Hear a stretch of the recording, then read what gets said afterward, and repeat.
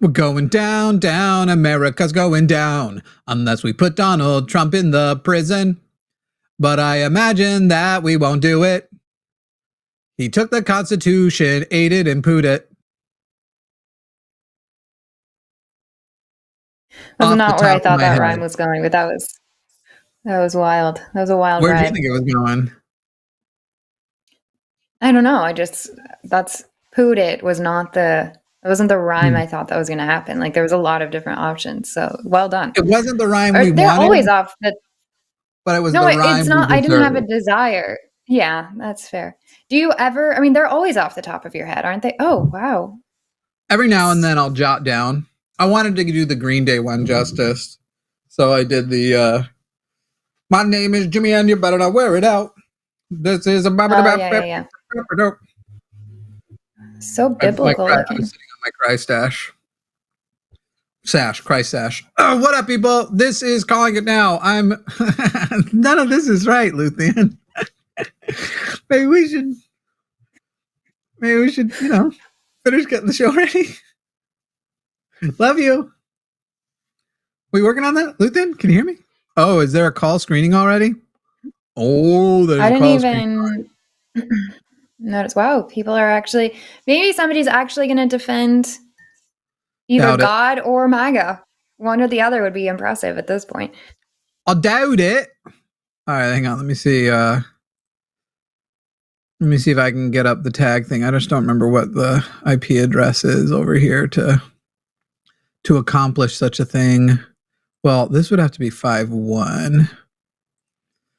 Oh my. Hi, everybody. This is Calling You Now. You can call us now and argue with us on whether or not Christianity or MAGA are good for people. I'm Jimmy Snow. Should we, I don't think we have a podcast because things broke yesterday. Should we try and do it like, should we try and make this the substitute podcast? Should we start over? My sash is all fucked up. Let's do it. I don't really want to.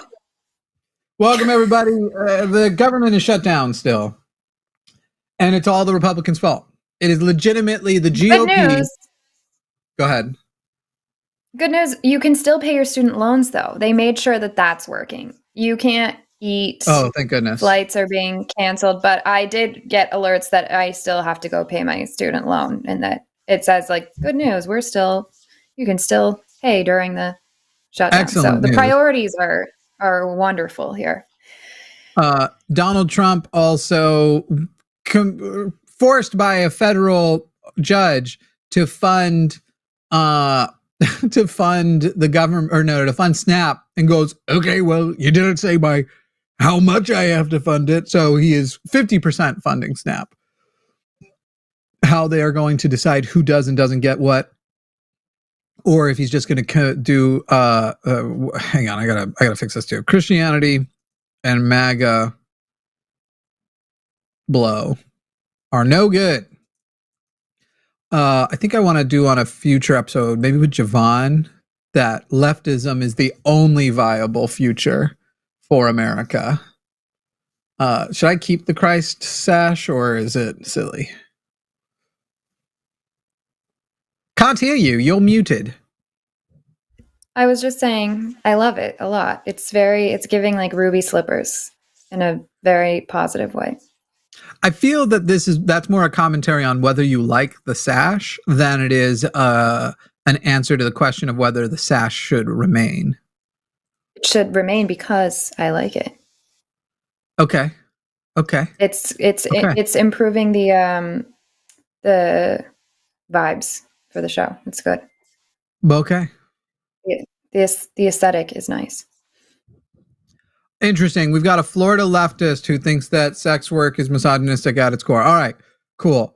We'll take it. Holly in Florida. Holly, you're on the line with Jimmy and Promise. How are you, Holly? Hi, I'm all right. Just happy I could call in. Mm-hmm. Sure. You've called in before, haven't you, Holly? No, actually, this is my first-time caller, long-time watcher. I'm also using an alias, so.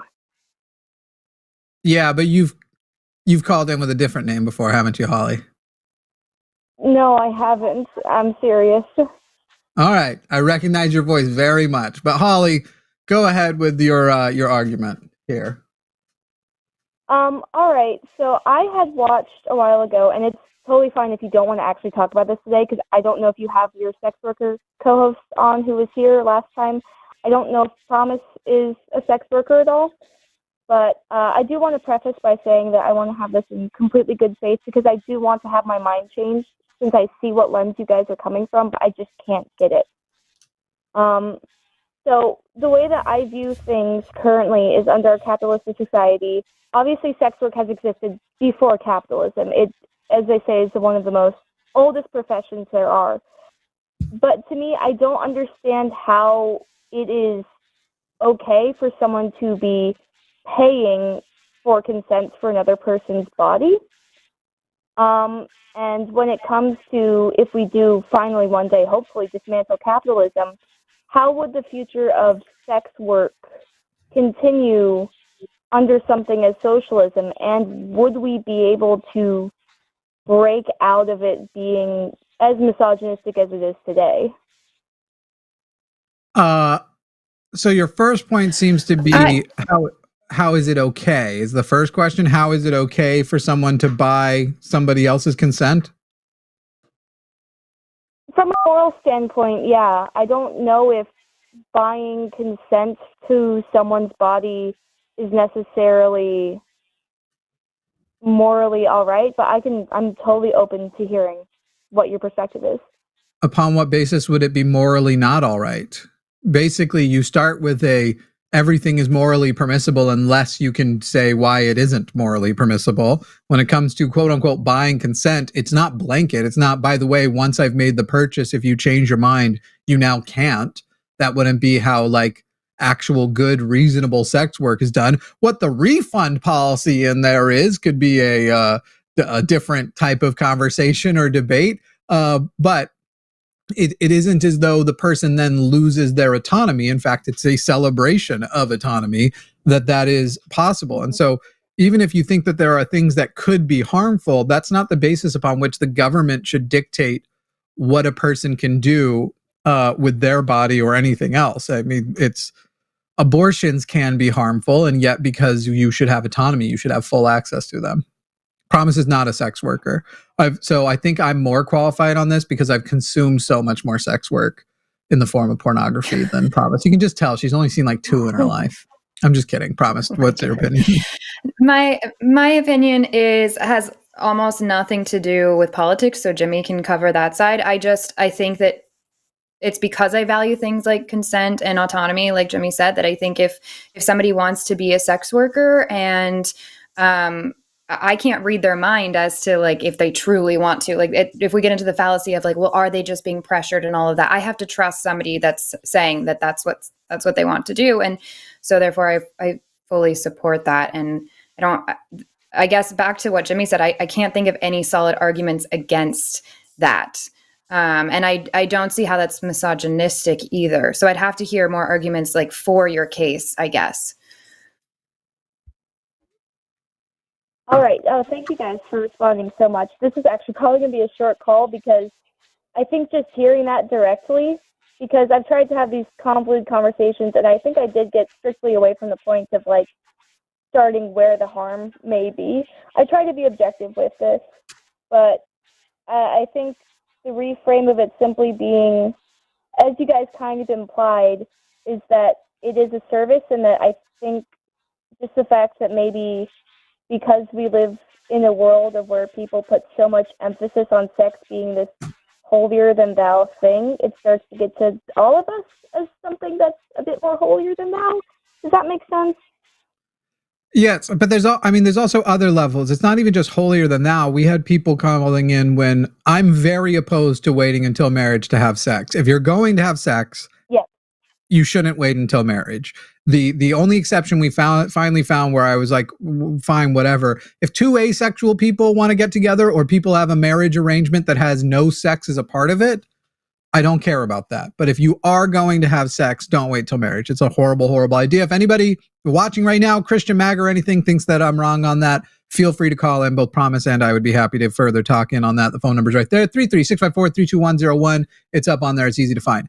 But there's also a level of like, how much does a person care and put like an external value, not external value, an implicit value on sex itself. And to some people, sex is a different kind of handshake. Alyssa famously has a friend who I'm trying to remember what the shirt says, but she'll wear, she wears a t-shirt around that says like sex before handshakes or sex before the first date or something like that, where it's supposed to be like, in other words, it's like to some people, it's not anything. And to some people, it's like, especially when they grew up with something, it's like this big, huge thing. And then some people might think, well, but what if the way coffee can be ruined by being a coffee server, you could have sex ruined by being a prostitute? Well, we don't really worry that much about like people who work in medical fields that I'm sure sex has become complicated for. But that's, again, it's still up to the individual. And if that is the case for you, I am a woodworker for fun. I'd probably hate it as a job. But if I had to do it for a job, I wouldn't lament like at least surviving on a skill that I have and can enjoy. So it also just means like you don't, what value you put on it isn't necessarily what another person puts on it. And to some people, it really is. Like to me, I'm like, at a certain point, there would be some people who'd be like, will you smash me for $100? If I wasn't in a relationship, obviously I wouldn't do this. And I'm just in my head going like, they didn't know they could have started it free, but yeah, I'm gonna get that $100 now. I don't know. The value you put on sex isn't the value other people necessarily do. And then being able to do what you want with your body, you'd have to have a good reason why it is morally impermissible to be a sex worker, that the country should adopt as a reason why to make it against the law. Okay. All right. I'm taking that all in. I actually really can't argue with that at all. And I don't really want to, because you made excellent points there. Thank you so much. So as leftists, as socialists or communists, it's really not about it being sex work. It's about it being work rather than labor. And we just live under capitalism as a hellscape, and that makes everything bad. Yes. Billionaires ruin everything. Thank you so much. Yes, they do. And I want to say the point about misogyny I was making is because it's a majority of women, but I think that that's just maybe a byproduct of the fact that misogyny itself is already just infiltrated everywhere. I mean, there's going to be multiple things. And some of them are uncomfortable realities that incels will jump on and use as a method to validate this is kind of those things that like we ignore as a society, because the people with the worst ideologies still have them at their foundation, and we have to stop ignoring. Not that we don't adopt their solutions, but there's multiple reasons why it's majority male. One of them is that men have less access to sex when they want than women do. And you can address that is true without going like, therefore we have to even the scales by making women fuck men. You don't have to go the incel route with it to address it. You can go with the like, so how do men improve themselves and live in a world where they have access to sex when they want to, and also don't put so much value on how much they are having sex. Be more content with whatever sex they are having. There's lots of reasons for all that. All right. Yeah. Thank you guys so much. I think that's all I have. You guys are phenomenal at this. I just want to say again, thank you for taking the call. I really have nothing. Thank you so much for clarifying. Sure. Thanks, Holly. All right. Have a great day. Bye. Bye. To the person, where was it? Not to argue. Winter Melon said, well, you aren't paying for consent. You're paying for the service with consent, and that is revocable at any time. Wait, that wasn't the one that...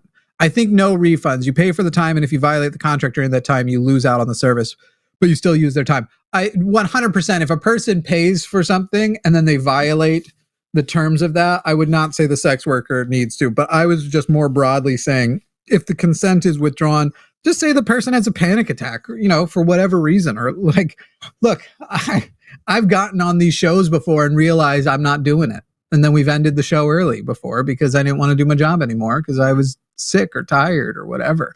I only did last week's show, the Jesus one, because you guys paid like $40,000 to charity for it.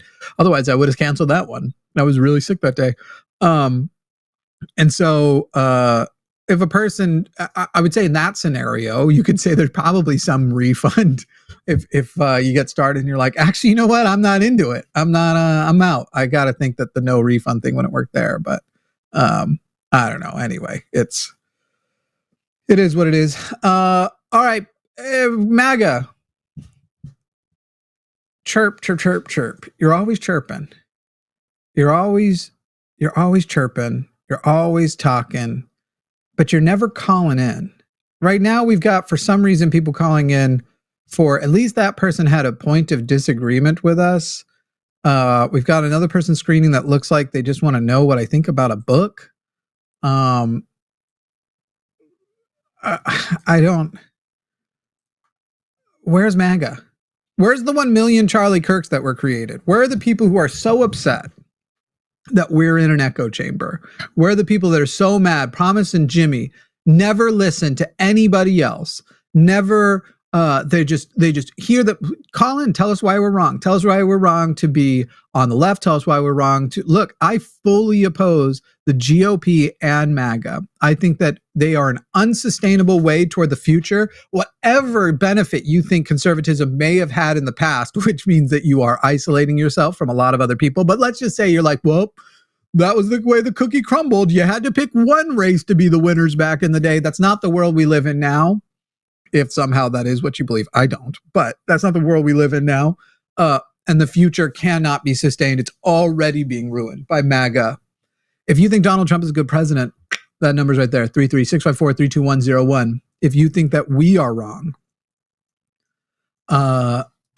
you should call in. You should call in right now. Oh, my goodness. My goodness. I had several comments telling me that I just don't understand Christianity, and that's why I'm not religious. And I told them if they have evidence of a God, we can wait and get to which God later. But if they had evidence, they could call in. And I don't see them calling. So if they're watching, we're here. I'm waiting for these one. We've got another call screening here, so hopefully it's I don't. This isn't the line where we'll let shows kind of turn into just Q&As. Not that the line does that either. They're not wanting to do that, but they'll kind of fill the time with people who just have general. We are looking for debate. We're looking to hear why we're wrong. And you always act like you got the reasons. Let's find out how many people in chat are MAGA. Hey, poll, we're polling chat. You MAGA or what? You MAGA or what? I spelled it wrong. That's the voice. That's going to be the one that gets them to call in. Omar wants you to call. That's really frightening, honestly. It's weird how afraid they are. It's weird. I'm gonna tweet out. It's weird how MAGA acts like they can debate and the left is in an echo chamber. But every time we open the lines for them to tell us why we are wrong and MAGA is good, the chirping turns to crickets, which isn't the perfect metaphor because arguably I think you refer to crickets as also chirping, but I think it's understood. I think it's gotten. Hey, MAGA, if you're so right, you can call us now. I just want to know. I want to know why we're wrong. And the answer is we're not. You're wrong. You are. Luthien, was that another wanted to hang out call? The one that we just screened?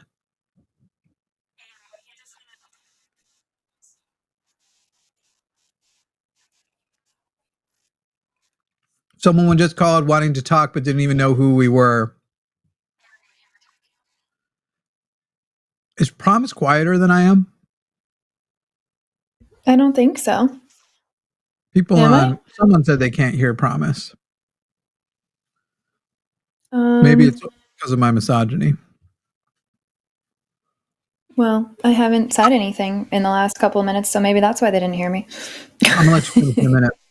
33654-32101 MAGA. We want to hear from you, and we want to hear why.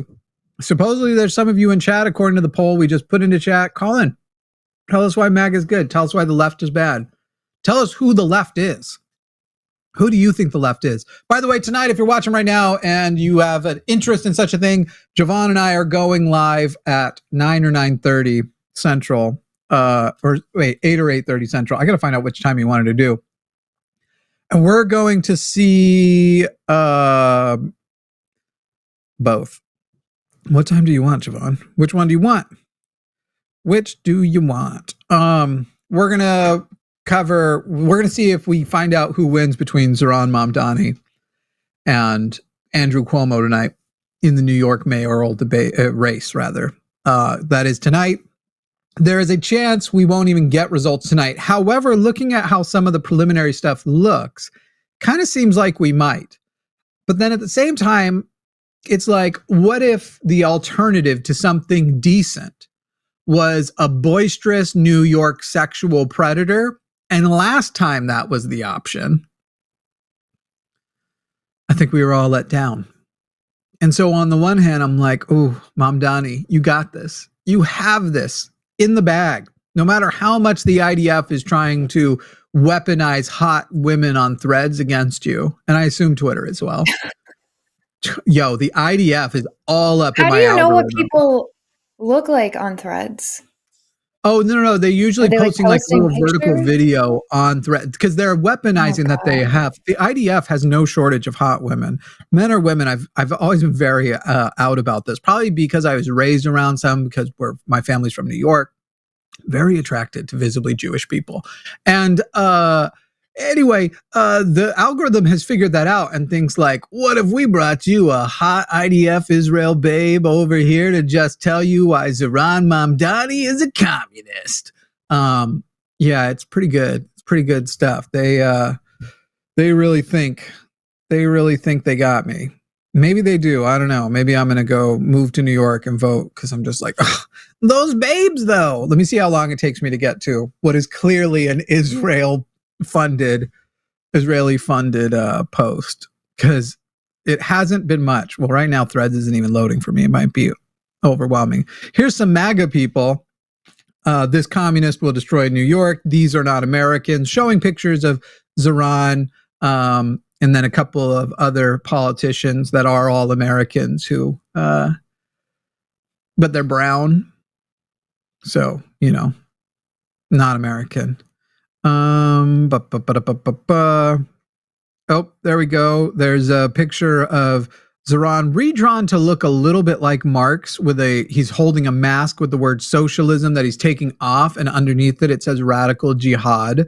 So that would be racism. Just blatant. I haven't even heard as much. Is he like on a scale of, like how close, how much more left than Bernie is he? Which I don't even consider Bernie to be that left, considering.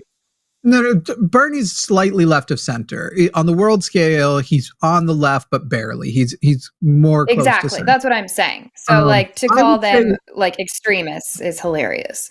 Zohran is campaigning right now as pretty much Bernie. However, Zohran, kind of like everybody kind of moves toward the center, even amongst the super left. He didn't go as center as Kamala Harris did, but Zohran seems to be left like of AOC. Bernie. No, AOC and Bernie are pretty lockstep. They're pretty much both. I mean, both AOC and Bernie voted to keep funding Israel and their genocide, whereas Zohran Mamdani was the entire. Zohran, despite taking the call from Obama, has called Obama a criminal. So Zohran's like more on the based left. He's just not as far left as he's somewhere between Bernie and myself. And he might even actually be more where I am, but just thinks that it's not politically practical to be that outward. And he keeps like stepping back things, like when he called the NYPD racist, and then they were like, oh, he called the NYPD racist. And I was like, and what's the bad news? What's the, oh no, he did that? Yeah. Yeah. Well, we can look at data that helps us determine things like that, which is what I like about what I have heard from him is he's actually using facts to talk about this stuff, which obviously I appreciate. So, God, I fucking but I just wasn't sure. I haven't heard everything. George in Ohio. George in Ohio, you are on the line with Jimmy and Promise. George, what's up? Yes, sir. Can you hear me? Sure do. Hello? Hello. I was taking my phone off. I was taking my phone off speaker so you guys can hear me better, like the screener told me to. Yeah, excellent. Good going. All right. What's the point you want to make here? Well, I've been having a trouble with it seems like the left, and forgive me, I don't know if you're exactly on the left, but I'm on the actual left. The Democrats are not. Okay. Yeah. And I do respect the actual left, and I understand that Democrats are a little central, a little more center to the right, kind of. But my problem with the left is this: the ineffective. What's happened as we see so many things swing in the right's favor and in MAGA's favor.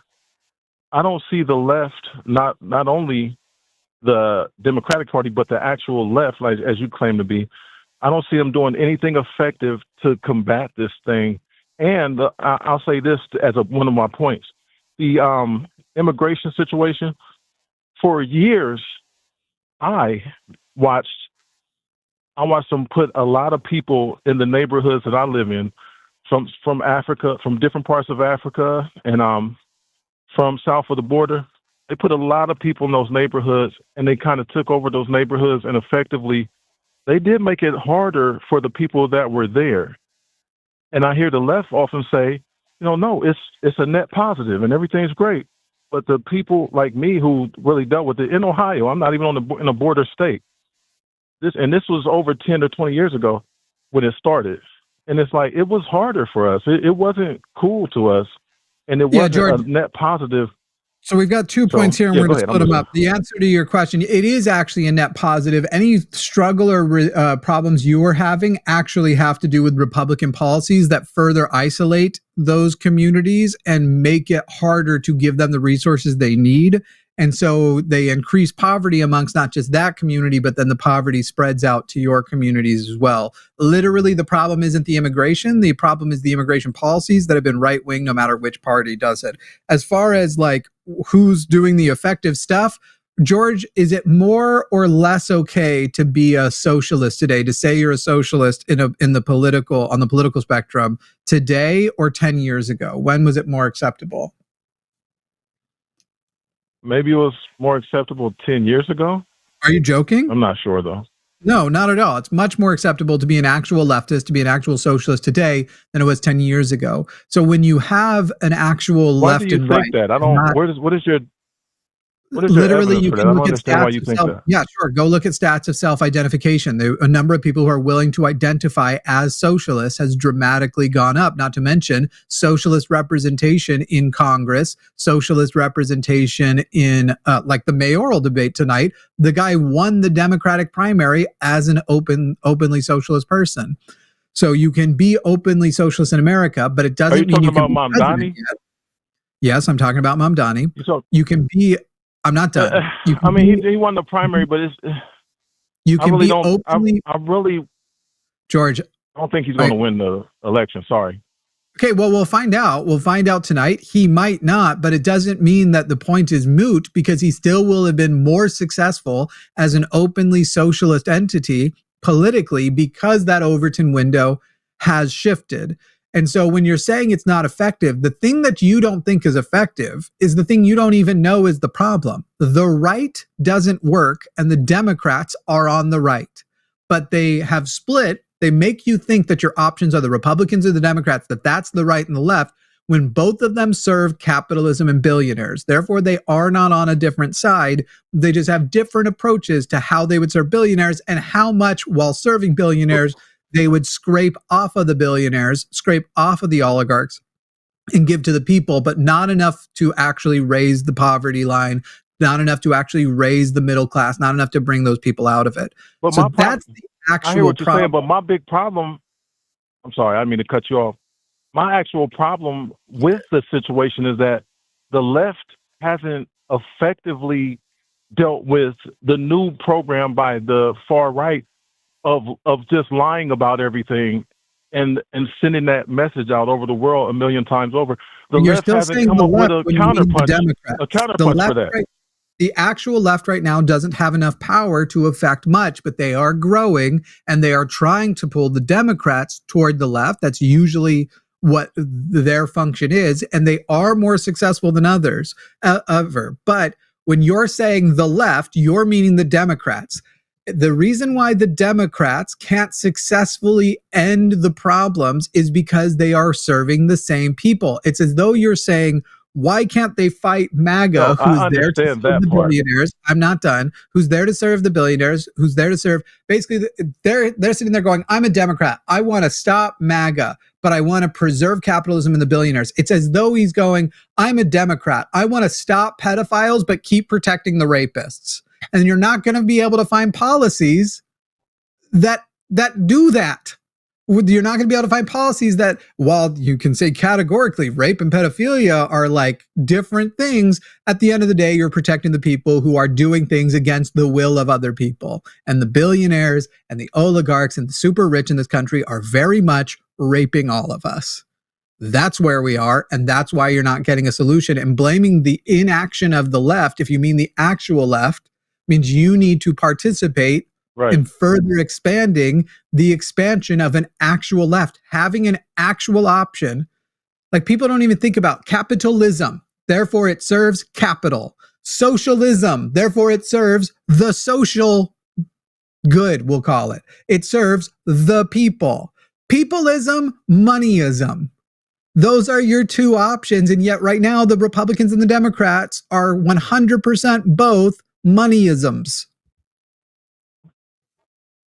I agree with that, but the problem that I'm trying to speak on, that I feel like is the biggest problem of it all, is the actual left. The actual left cannot defeat any of it. It's just like when they jumped Bernie, when he had the lead in 16 or 2020, I can't remember exactly when it was. They jumped Bernie. The Democrats jumped him and effectively just dismissed his candidacy. I don't see how that was the Democrats, not the overcomes left. this. That's what I said. The Democrats did that, and I said I don't see how the actual left overcomes the Democrats and the Republicans.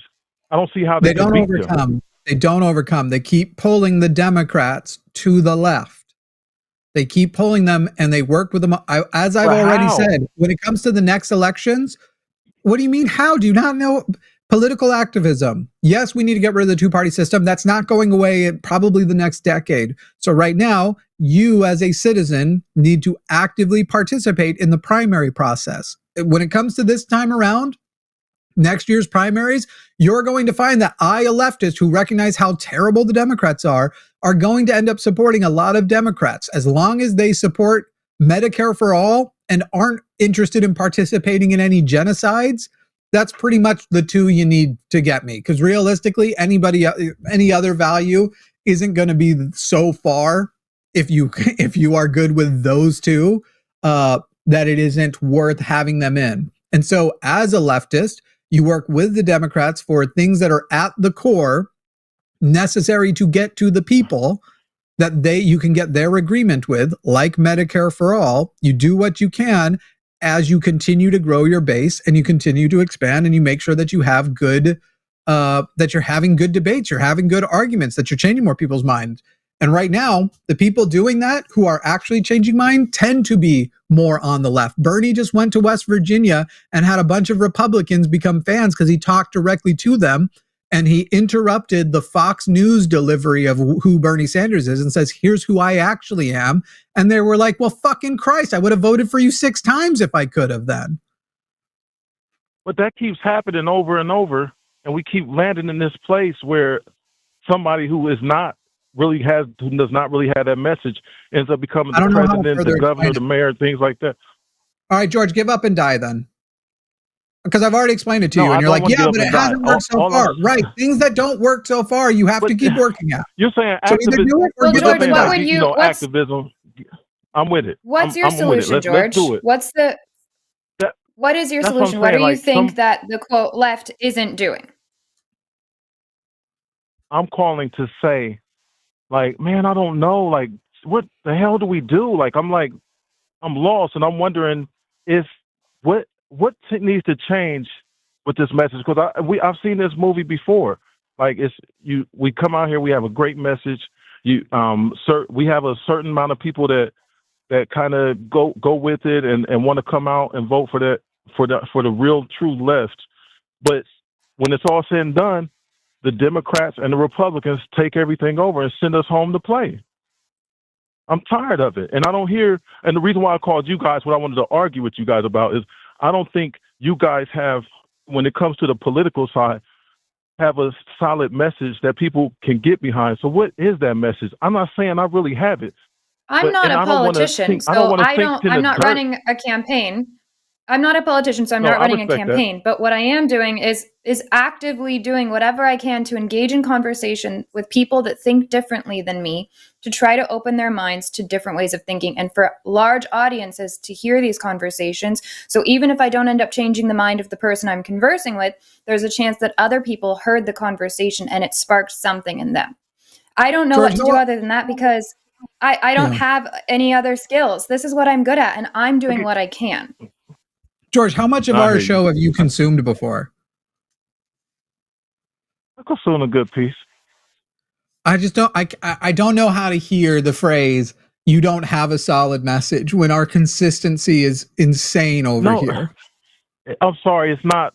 I'm not saying you don't have a. I hear your message that I've heard politically, and I respect it. What I'm saying is, without getting into the mud and doing a bunch of stuff that's not good to do, I don't understand how to get through the masses, to get a message through to the masses that would motivate them to come out and vote, motivate them to do the right things. George, right now, for you, the answer probably is one person at a time. Is you should focus on trying to change one person at a time's mind. We have more of a platform. We can go a little bit more at it. We can humiliate dumb callers. We can show that MAGA, as we so far on this show have kind of been showing, don't have an argument pro MAGA. They just have an argument anti things they don't like. But for you, it's probably going to be talking one person at a time, convincing one person. George, if you want to do something meaningful, don't worry about changing a person's mind from right to left. Worry about finding the people you know have pretty consistent values that you support, who probably just would have skipped voting, and get them to go vote. That's probably the number one thing you, as just a non-public figure individual, I don't mean just in like a condescending way. I promise you this life is worse. Yeah. At least mine is. Promise is glamorous. I've been through worse. Yeah. It's but go and I did do that on the last big election. I'm sorry, I mean to cut you off. I did do that in the last election. But then who'd you vote for? I did vote for Kamala. And I didn't want to vote for Kamala, but that was all we had.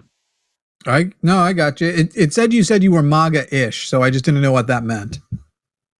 Because that means nowadays, I've been trying to look on the other side to see what the hell they're really talking about, what's really going on. And I see certain points, like I said, with the immigration thing, I actually felt that personally, you know how people, and I'm not like a more Republican mindset is once something happens to them, then it becomes important. They don't give a shit if it's happening to somebody else. I don't have that mindset, but I do understand when it does happen to you, it does feel a little more personal. So when it happens to you, you should find out at its core why it actually happened. Because if all you see is immigrants moving in and you associate that with something negative happening to you, that's the problem. Even when you say Republicans center themselves, it's not just that they center themselves, they also only center whatever they can physically see. Go find out systemically what the actual issue is. Go meet some of those immigrants. That's the number one way to become pro-immigration, is start hanging out with immigrants, because you are going to start going like, oh shit, all of you worked harder to be in this country than I did, or at least most of you did. And you kind of deserve to be here more than me, who apparently only deserves to be here because I was born here. And the things that are now holding you back or holding our community down, that you are now being held down with us, actually tend to be right wing. And I promise you, this is how it is in Ohio. Red policies that are targeted at basically keeping poor people poor and expanding how many poor people there are by adding immigrants in. Whereas if we actually had a comprehensive, much more open immigration system with protected rights and stuff, you would have 90% of these issues would go away. You would just have a robust population that. Yes. And can I say really quick, it's not, I don't have a problem that immigrants are here. I had a problem with, there was a lot of people here, a lot of immigrants here, where it was overcrowding, and just a problem with the things that would happen.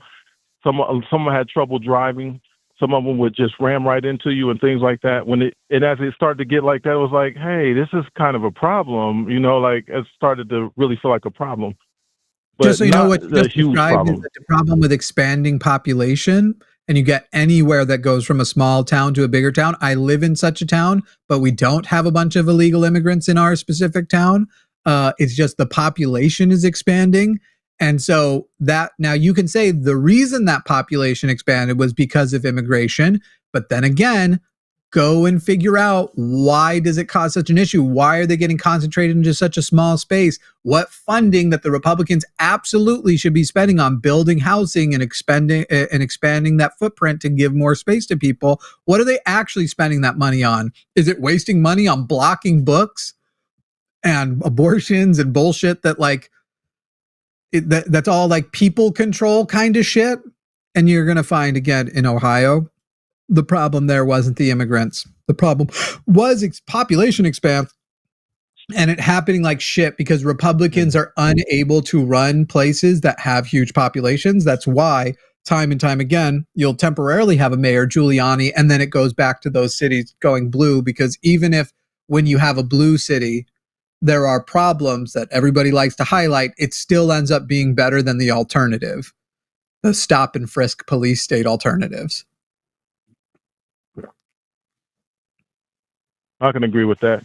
Yeah, I thank you guys for talking to me really quickly. I don't have much else to say. All right. Well, thanks, George. Thanks, George. All right. Bye. Bye. Who wants to explain to Promise why Christianity and MAGA is better for her as a woman? Why she would live? I'd like to hear a good, less political, more religious argument, because I know that's where Promise shines. Explain to Promise why she should embrace the religious patriarchy of Christianity, that MAGA and Christianity would be good for women and good for her, and that her life would be better if she would just pick that up. TJ, we can briefly talk about Mom Donnie. I'd rather you call tonight when Jovan and I are on and we're making it a whole ass Mom Donnie show, but go ahead, TJ. Okay, I mean, if you'd rather do it tonight, we could do it tonight. I was really going to focus on the decriminalization of drugs area and what you guys feel about that. Yeah, I'm not really for it. I don't know that he's necessarily for it either, but I'm super for it. Decriminalize consumption of drugs doesn't mean decriminalize the abuse someone does to somebody else as a result of drugs, and then massively fund rehabilitation programs that include work training programs as well. And you will take a problem that right now is especially affecting poor white people, which it's weird because usually you add white in and people are like, now it's time. But poor white people across, especially red states right now, are dealing with opioid addictions. They're not going to prison at the rates that people of color are. And if you would give them access, instead of being like, you're going to prison and getting them hooked on heroin, or we're going to make it hard for you to get your pills and everything, we're going to put all of these things after you're out of prescriptions into place to make it so you have to go to the underground to try and treat the only way you know how because you're still addicted. If you replace that instead with, we're not going to, unless you have hurt somebody or you have tried to drive with this stuff in your system, just you taking drugs is not going to be criminalized. And now we are going to get you into rehab. And if you need it, give you work training and a bunch of other options. Super into all of that. Can I give you 1 minute of perspective on that where I see the other side? Because, see, the big issue is decriminalization of drugs. Like you said, people getting behind the wheel, driving, things like that. I live in New Jersey, not far from Paterson. We've had Paterson mayors come in, lower the amount of police in Paterson with the whole, you hear people saying the police are, being racist, this and that. Yeah, they are. Lower the amount of police in Paterson, the amount of drugs skyrocket, the amount of people doing drugs, leaving, driving home, accidents skyrocket, all these things. So, I mean, that's the negatives to decriminalizing drugs. I agree with you, the rehabilitation, all that. I would just say I hope he does it in the right way if he does it. It's funny that you want to affect drug use, but your answer is policing, which doesn't actually help. It creates long-term and it creates a black market policing doesn't. Social workers help. So, and by the way, he's already backed off his reducing the police. But like you have to get rid of the drug dealers. The more policing, you get rid of the dealers. There's always a person. Get drugs out. You get rid of the dealers. Incorrect. The way you get rid of drug dealers is reduce poverty into an area, massively fund education and social programs in an area, because otherwise, if you just leave the poverty unattended to, somebody needs that money. So when one dealer exploding in rich areas, you see how much money rehabilitation centers are the biggest money makers in the world. Go open a rehab anywhere in the United States. You're making tons of money. They're flooded. I don't know I what live in a nice area. I just said. Yes, right now it is insane. It is insane that right now for good drug programs, drug recovery, if you are rich, first of all, you can do almost as many drugs as you want. You will never go to prison for it. And two, if you then do want rehab, you will have access to the best rehab sources. So we're already talking about a system that is practically decriminalized for rich people. So really what we're talking about is, should it also be decriminalized for poor people? Excuse me? That's a joke. That's such a what? Come on, that's a joke. How is it a joke? That's a joke. Okay, well, the stats on my side, drug use amongst rich people is rampant, but the rate at which they are actually arrested for it, the reason why we hear about it is because it's such a rare thing to hear about it. So you can say like, oh, this guy who went too far, but the actual utilization in drug use, the amount of cocaine in business boardrooms, in millionaire companies is absurd, but they don't go to prison and they don't go to jail. Even when they are arrested for it, they are almost always given prison alternatives and they are given rehab alternatives. So it is already as a very practical. You're talking about 1% of 1% of the problem, the rich people doing drugs on top of the 1% of the problem. Again, where the drugs are coming from. I was describing that like already. They're coming from Paterson. I live in New Jersey. They're coming from Paterson. If you raise the policing in Paterson, you have drug dealers standing out on the street. You get the police, you arrest those people. There's way less drugs on the streets. Harder to get, less people. By the way, I already looked up the stats for it, and there is not actually a causal link between a reduction in police force and the increase of drugs being used amongst people. The only thing that changed was the amount of drug arrests, but overall drug use, it was very quick to find. Available data does not support the claim that a reduction of the police force in Paterson led to an increased drug use. Instead, fluctuation in drug-related arrests reflect changing enforcement priorities, while broader crime numbers, including many metrics related to drug activity, are down following reforms to both policing and community engagement. So not only is what you said incorrect, where they have seen reduction in crime, it turned out community engagement and reforming the police was successful. So we always get these calls and we always get people who go, as far as I can see, where these stats come from? Because again, that's ridiculous. That's insanely ridiculous. That's nonsense. That's complete nonsense. Well, it's from the state of New Jersey's website, talking about the 2023 end of year things. So where was yours from? Saying we're doing a ton about the problem when they're doing nothing about the problem. Where was your data from? My data's from, I could see it happening. I see it on the streets. I talk to So people. you're saying Everybody in my neighborhood is drug addicts. You ask them, data. where do they go? They're going to Patterson to pick up the drugs. TJ, every single one of them is going to Patterson to pick up the drugs. Think your anecdotes are better than data. I'm sorry. No, it's facts. It's facts. Every single person in New Jersey is getting their drugs from Patterson. Why is there lax policing in Patterson?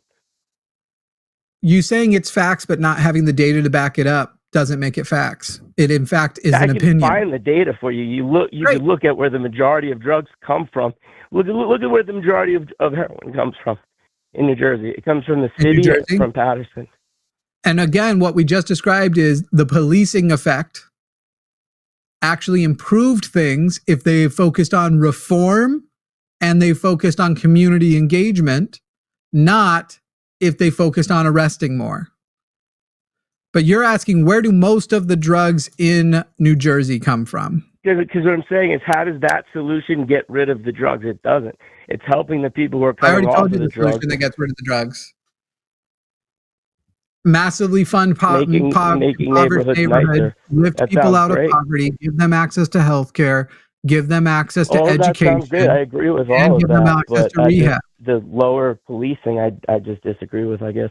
The rest of that I agree with. Even the police want to police less. Most of the police are in favor of, like, guys, you are sending us out to do everything. There are times that I'm not even trained as a paramedic, but I am out there being a paramedic because we haven't funded that enough. True. The police want more social workers. So you give them those things and then you just restrict them to responding to violence. You restrict them to responding to somebody's safety is in jeopardy. Yeah, you're wanting to treat all of this with a Band-Aid instead of treat the actual issue at hand. You guys go. Oh, sorry, I didn't mean to interrupt you. You could speak. Yeah, I'm saying you're offering up a bandage instead, like a Band-Aid to put on this thing instead of actually addressing the core issue here. True. Because policing doesn't fix anything. It makes you think that it could be something. If police were well trained to be involved in the few situations they should ever be involved in when there are drugs. Otherwise, like Jimmy's saying, we need more social workers. We need more resources for people. We know the issues with addiction. We understand what brings people to that point, and we understand the solutions. It's not a police. That's just not a cop showing up in a situation is not the solution for someone's life. And that, when it comes to addiction. A person in Patterson standing on the corner dealing drugs, a cop showing up is not the solution, is what you're saying. That person's going to continue. It's not the solution at all. This is what's happening. This is what's happening. They're not being arrested. TJ. It's the same people, the same spots, the same everything. TJ, if you want to systemically change the problem, arresting the dealer on the corner, you are correct, is not the solution.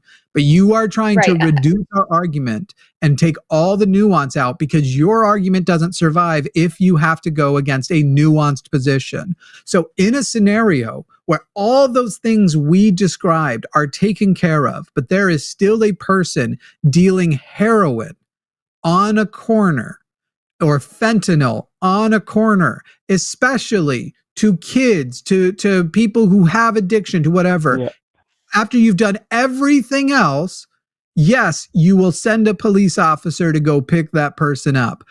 But once you've done all of those things, the number of those instances of a heroin dealer will plummet to the point you'll pretty much need one police officer for just that. Not overall, but for just that, one cop would be enough to just pick up those drug dealers. Because you won't, if you affect, you actually take care of the situation of drugs. It's Sir, you just said all the drugs in New Jersey come you see rehabs, people are going 7-8 times. I had same thing with alcoholics, but we'll agree to disagree. TJ, I had somebody in my life, very, very, very close to me, that was in severe heroin addiction for 12 years and potentially still is, and had mugshot after mugshot after mugshot. None of this helped. No arrest made anything better. The problem kept getting worse and worse and worse. He continued committing felonies. That was not the issue. The issue was not that we didn't have enough police involved. That was not the problem there. So I still don't see, this is not a solution to a legitimate issue. What Jimmy and I are advocating for is for actual help for these people. He went to rehab like 20 million times. That also And wasn't it never his worked. problem. He got the help. It No, didn't work. because No. That because going I to agree rehab with you. does not mean getting the help. Exactly. That he did not get the help that he needed. He has other kind of issues where he needed help learning how to make a living and having an actual job and being able to function, because he kept falling into depression and this PTSD from his past. I'm not going to get into all of that, but there was issues. Yeah. This person was trying very hard, Okay. did not have the resources that he needed. I don't know if you're even listening to us, but remember what I said at the beginning, I am. rehab services that include other comprehensive programs like work training. Right now, if you go, there's a lot of services that are not comprehensive, like suicide services. If you feel like you want to kill yourself and you're in one of the states that have a center, like go here, this is a crisis center. Those crisis centers are only designed for one kind of person. And if you aren't that kind of person, you're going to sit there and feel like, what am I doing here? And that's how a lot of them are religious. They're non-comprehensive. Yeah, there's that too. Right, and they're religious, and I have a whole other issue with that, which I also think was continuing a lot of his problems. So there's a lot going on here. There's a lot of nuance, and like Jimmy said, that's our position. We have a pretty nuanced take on this. By the way, I already fact-checked it. Most of the drugs in New Jersey do not come from Paterson, while Paterson has had some heroin mills, which is more of like a processing area, shut down. Almost all of the drugs in New Jersey are first trafficked in from Colombia and Mexico, and they go through ports from New York, directly from New York City, brought in by organized trafficking organizations. They also have a southern New Jersey heroin supply that is routed through Philadelphia and Newark. And it is usually by private vehicles, often driven by American citizens, mind you, commercial cargo through the port of Newark and Elizabeth. I don't think it has anything to do with illegals or anything like that. I wasn't insinuating any of that. It wasn't necessary. I was more saying that for the people listening, because that there are going to be people who are like, yeah, so get rid of them. Yeah, that's true. So does it say what percentage of drugs? I guess it would be North Jersey. I guess it's a totally different thing. Because Philly's like 4 hours from me, but like 3 hours from me. But yeah, so we'll agree to disagree, I guess, on it. But you guys made a lot of good points. Sure, data versus anecdotes. Agree to disagree is this kind of like give up phrase where people are like, I've lost, but I would like us to pretend we're going away with equally nuanced positions. I don't think I've lost. No, I 100% stand firm and your anecdotes, your guys do rehab and all that. I don't think most of what you're saying will work, but great. Well, where countries actually have these services for people, and where countries meet the basic needs of people with universal health care, Columbia decriminalized drugs. It's been a disaster. Everything is a lot better.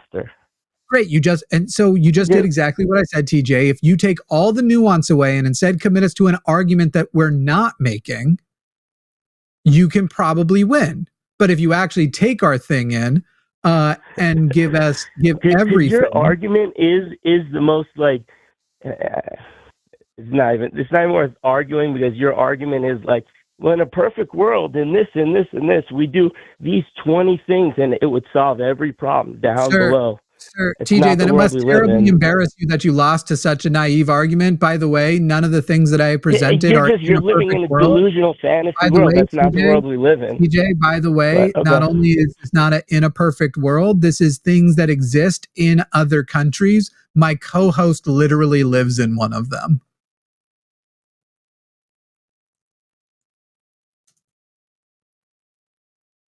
I would go silent there too. What, did he hang up? Oh, he hung up. All right, let's see. Let's look up. Did British Columbia I had to do was be in a different country to win that debate. That was nice. And was it a disaster? Let's find out if we can find. I'm going to have Grok do it so that we can even try and get a right-wing AI to fact check that. Okay, first of all, British Columbia has not decriminalized all drugs. However, a 3-year pilot program decriminalized the possession of up to 2.5 grams of certain illegal substances, including opioids, for adults 18 and older. Trafficking, production, and large-scale possession of these drugs remain illegal, and the legal changes only apply to small personal use amounts. So already ginormous. You just lied. You lied before you left the call. I don't know why I sounded a little bit like Christopher Walken when I just said, you just lied. Hey, I can't do him now. I was trying to do it and I lost it. I see you there. Look at you. Why are you lying? Immediate effects. Study showed substantial decrease in police interactions over drug possession, 57% immediate drop with no significant increases or decreases in drug-related hospitalizations or deaths in the first year. British Columbia's opioid overdose rate remains extremely high. Now the leading cause of death for people 10 to 59 and opioid-related deaths increased slightly in the year following decriminalization. Slightly. Some reports note a sharp increase in public drug use, such as people injecting drugs in parks and other public places. So you saw it more. However, it doesn't mean that it was happening more than it was before, fueling community frustration. Separate government. Was it a disaster? Evidence shows the policy achieved its main goal, reducing police and criminal justice involvement for drug users without causing a dramatic increase of hospitalizations or deaths related to drug use in the short term. However, the acute drug poisoning crisis persisted, and some local and officials argue the policy contributed to the public disorder and did not address underlying issues like homelessness or supply toxicity, which would be literally my exact argument. If you don't address homelessness or supply toxicity, of course you're not going to improve things. As we've said, it's a nuanced position, just doing one thing. But again, this is already stated, it's not a disaster. People became more publicly aware of drug users. However, the increase of overdoses and deaths did not go up significantly. So yeah, basically, it's been a disaster was a very, very dramatic summary. And it was a lie to say they decriminalized all drugs. They did not decriminalize anything besides personal use for certain things, not immediately catastrophic. So weird. It's weird that they can't tell the truth. It's weird that they are saying so you're saying if you just decriminalize it, it will solve the stuff. We say, nope, that wouldn't do it. They give an example of how decriminalizing it made it a disaster. It turns out it didn't make it a disaster, but because the decriminalization did not explore those other problems, it did not dramatically reduce. All right, now we've got a call that's going to be promise heavy, and I promise to interrupt every single sentence she says, like people claim I do in literally every show. So Joe in New England. Joe, you are on the line with Jimmy and Promise, calling to explain to Promise how Christianity would help her. If she would only be a Christian, her life would be better. Go ahead, Joe. Joe, really quickly before you go, just so we can make this easy. I'm not looking for it gives you community or some vague thing that I can get from anything else. I want to know what is something about Christianity that I can't get from anywhere else that would help me. So just to clarify, because a lot of people don't know that that's what we're asking for. Anyway, sorry, go ahead. You can't get anywhere else. So I'm not really exclusive to Christianity. Okay, well, Christianity or Christianity with religion as a whole, or just specifically Christianity, no other religion? We could say a God belief in general. Okay, sure. Joe, it's up to you. I'm not gonna Which one say do I'm you like think would work? Which one? Whichever version of that is your strongest argument. Christianity as a whole, a specific sect of Christianity, Mormonism, God belief, Deism. The strongest argument you can make, that's the one you go with. Yeah.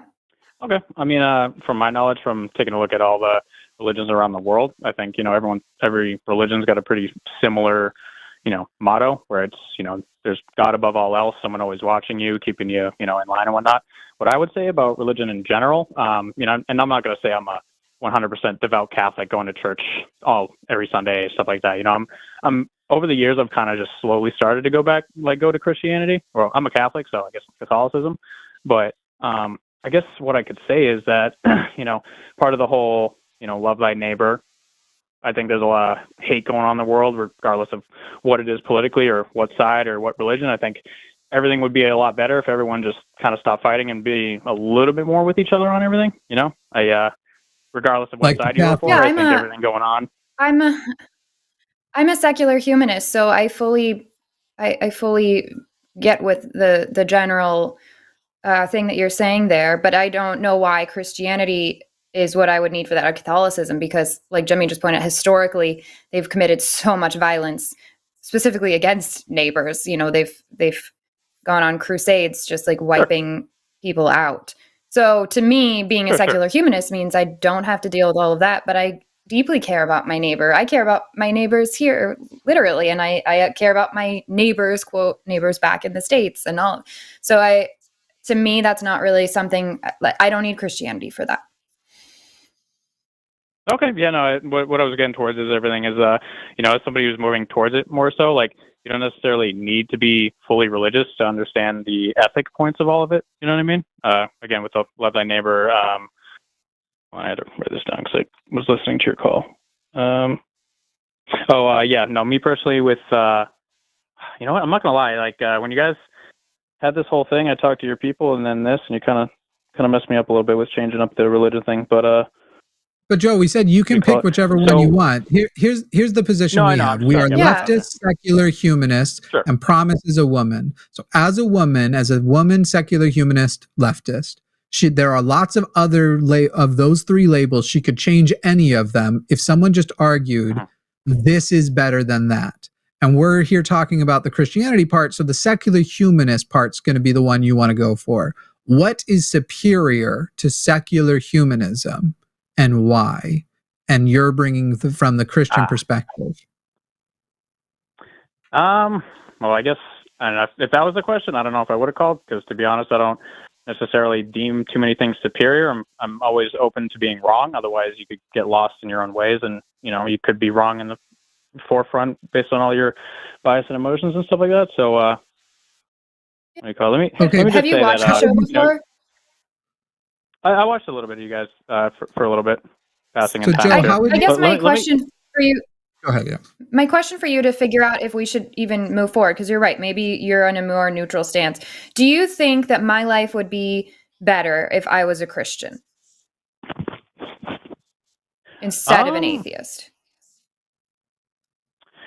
Yeah, I think so.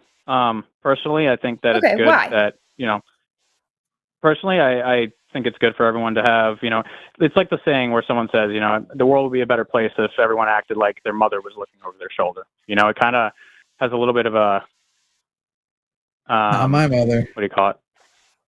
A little bit of a behavior control on you a little bit, but also like help. So do you, wait, I'm sorry? But my question was why do you think my life would be better? You're saying you think that my behavior would be better? Because what do you think is wrong about my behavior? I'm sorry, 1 second. Okay, I'm on the phone. Sorry. At least you didn't yell at her. We had a caller yell at their mom the other day when she tried to interrupt him on the phone. God. Oh God. I'll repeat it for you. So what I gather that you're saying is, I said, would my life be better if I was Christian? You said yes. And you're giving an example basically where you think my behavior would be better because you believe people's behavior is better if they feel like they're being watched. And I'm asking, what do you think about my behavior needs to change? What do you think would be better about my behavior? Well, I don't really know you too well. I've watched the show a little bit in parting, but I haven't really, I'm not saying specifically you need to for your behavior, but I was kind of going over the generalization of it all. And what I kind of wanted to go back to is when you were mentioning that there's all this, you mentioned there were all these deaths due to Christianity and whatnot. Mm-hmm. So what do you call it? Part of what I love about love about religion too is like, I hate that part about the religion of people taking it to like that, but I love the, leaving yourself accountable, not, blaming everyone or everything for everything in what sort. So when I see, you love that about Christianity? The devil made me do it ideology? I was tempted by Satan. Yeah, and I don't. No. What I'm saying is, I don't agree with any of that. Like, you are in control of yourself based on the free will that God gave us all and everything. And when, I'm sorry, that's not true. That's not what the Bible says. I don't understand why Christians make that argument. The Bible. Yeah, so I actually just did a long and I just did a long talk on this actually. The free will isn't in the Bible. You are welcome to go find the chapter and verse for me, but it's not there. There's no free will isn't in the Bible. In fact, there's a lot of times when God goes against what you would call someone's free will. He says he hardened Pharaoh's heart. There's all kinds of things that happen in the Bible, and there's no mention of free will. People so go, and God changed his mind. Right. All right. So hold on. Let me just clarify here. Okay. So free will isn't in the Bible. Like I said. But let's, Joe, just to keep us on track, and then I promise I'm going to let you talk. To keep us on track, we're talking about why you think my life would be better if I was a Christian. You're getting down to moral issues. I can tell you right now that I behave much better now as a secular humanist than I ever did as a Christian. And there are lots of people that I know who are behaving much better now as secular humanists than they ever did as any other sort of religion. So you're already losing me there. So I'm trying to figure out, like, what's the thing that Christianity, religion, Catholicism, God belief has to offer that is going to make me a better person than being a secular humanist.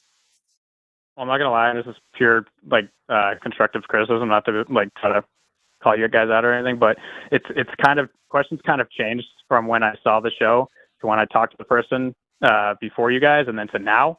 So it's a little off for what I was just trying to mention, talk about Christianity in general. So Joe, you can call it constructive criticism. We're being extremely direct and getting to the core of the actual issue. You called in thinking I can make the case if it's this. We're explaining that doesn't make the case. You would need to answer this, and then you're answering those follow-ups. The construction criticism would be in return, Joe, if you hold a position, have a robust and comprehensive defense of it that can adjust for minor shifts in questioning. So I'm trying to work with you on here. I'm not trying to be like the classic callers you've been dealing with. I know I've been listening to some of these people, and they don't really seem like they want to. What question did you think we were asking specifically? Well, when I first was calling, it was, who wants to call and talk to us about religion? Why do you think it's better for us, this and that? And then it turned into why I think it's you specifically that should be better in general. And then I'm trying to explain that, and you guys keep cutting me off for it. So I'm a little off here, but it's all good. I appreciate you guys at least keeping the conversation open. Joe, so you think that Christianity might be better for other people, but maybe not for me? Is that your argument? I think religion in general, people should at least take a look at it. And I mean, you don't have to be necessarily religious to look at the ethical points of it and try to follow that. That was really my whole thing with it all. I know a lot of Christians preach a lot of hate, and I very much dislike that and go against it. I can't stand it when I see videos of, groups of people, going against gay people and everything like that on the signs. Like, I think everyone should be able to live their lives in an equal form or fashion without, Joe, would that be easier would that be easier if the Bible my question would be, no? Sorry, promise. I just sorry, want that again. You just made a point about wanting people to live the way they want to live. Does the Bible make that easier or harder for those people? The fact that the Bible exists. I mean, if everyone worried about themselves more, the Bible itself wouldn't really matter. In the end, it's really people trying to spread hate and do all this and that. The fact that you won't directly answer the question kind of answers the question, don't you think? Well, repeat it one more time. The people that you just said you want to be able to live the way they want to live. You don't like that they're hated. You don't like that gay people are hated. You don't like that all these people are hated by Christians. I simply asked, if the Bible didn't exist, would those people's lives be better or worse? Would it be easier for them to do that or harder for them to do that? Not necessarily, because again, I'm all about, personal accountability. Just because a book says one thing, it doesn't make you go and do whatever or make you say something to another person. You are in control of your own actions. So my whole thing is, once again, the fact that you won't answer it directly kind of answers it, doesn't it? What do you mean? I'm answering it directly. That is not a direct answer. Would it make it harder or I don't easier? believe it would. I don't believe it would make it harder or easier. You think there would be no change? You believe that the absence of the book right now is the basis by which queer laws, anti-queer laws, are made in America. You think the basis of the book that was the basis for the Jewish hatred that caused World War II. Okay. No, you're right. So That's the part I disagree Easier with. or harder? Because What's that? that's a pretty loaded question. I never thought of that, to be honest. I'd have to think Promise. about that. What was the thing you wanted to? I just want to respond to the thing you just said. What was the question you I wanted to bring can't him back even to? begin to remember where I was going. You keep going. I think you were wanting to take him back to a different question. I don't remember though either. I legit can't. I can't remember. Joe, then I guess the last thing I would ask you, because you said you think everyone would be better if they lived as though somebody was watching over their shoulder. I will contend actually that the best way to live is as though no one's watching over your shoulder, but you have a system of empathy and emotional regulation. That means even when no one is watching, you choose to do the things that is good for other people. And therefore, because that is what secular humanism emphasizes, I'm not just going to say you said you're not in the business of saying one is superior over the other. I'm going to say Christianity is inferior because that is a fear-based thing. Somebody's watching you, so don't disappoint them. That is why we know a lot of the negative parenting stuff, the punishment-based stuff, doesn't actually work. It just teaches people how to avoid being caught. It doesn't actually teach them X is wrong because I'm getting my ass beat. You learn X is wrong because it is explained to you and you are armed with the tools to internalize that it is wrong. Those people make better people in society. And so while you won't say that Christianity is superior, I will say that the very reason why you said it would be better for people is what makes it inferior. And if you like, you can contend with that. Well, what I was trying to say was, I mean, I'm not gonna lie, you guys have been cutting me off, so I haven't really been able to finish some of my points. But one of my points was, even if you don't believe in the religion, the whole someone watching over you, it turns into you watching over you. Again, the personal accountability thing. You know what I mean? Like it's not like you have to believe there's someone above you and all this and that. Like, no, what do you call it? It's just the ethical point of view. You know what I mean? And again, Joe, no, you don't get it. You don't get to change it to our position. The Christian version isn't that it turns into you watching you. If you mean in a literal way, sure, because there is no God, but you don't believe that. The Christian position is I need to do what the Bible tells me because someone is watching me and I will go to hell or heaven on that basis. Therefore, I might even do things the Bible say is good, but according to like empathy, according to like an actual system by which you are caring about the well-being of people, it's actually bad. But they're doing bad things, thinking it is good. I mean, humans are the issue, though. Humans can turn anything bad. That's what I'm trying to say. It's like the personal accountability thing. Like, wait. So it was humans that turned the commandments about slavery in the Bible bad? Like if they had just lived just the Bible and done slavery the good way, it would have been good? I mean, the Bible wasn't written by Jesus. The Bible was written by, pastors that claim to have believed what they think that was spoken to them about it all. But no, I mean, and it is the basis for the Christianity that you are defending. It is also the basis of people they are going, I really want God to love me. He's watching me. I really want to go to heaven. And the Bible makes it pretty clear I should hate queer people. And the Bible makes it pretty clear that I should hate non-believers. The Bible makes it pretty clear that I should beat my children to teach them lessons. Well, yeah, I mean, I don't believe in the hating gays and stuff like that. It's one part I disagree with it. You're free to disagree with stuff about the Bible, but still believe. You know what I mean? So you would agree you need to engage something that isn't Christian to figure out which parts of the Bible, which is the basis for Christianity, are bad. And we're saying just engage that instead of Christianity on all issues. Whatever it is you're using to identify the bad parts of Christianity and not do them, just throw out all of Christianity and use that same tool across the spectrum, across life.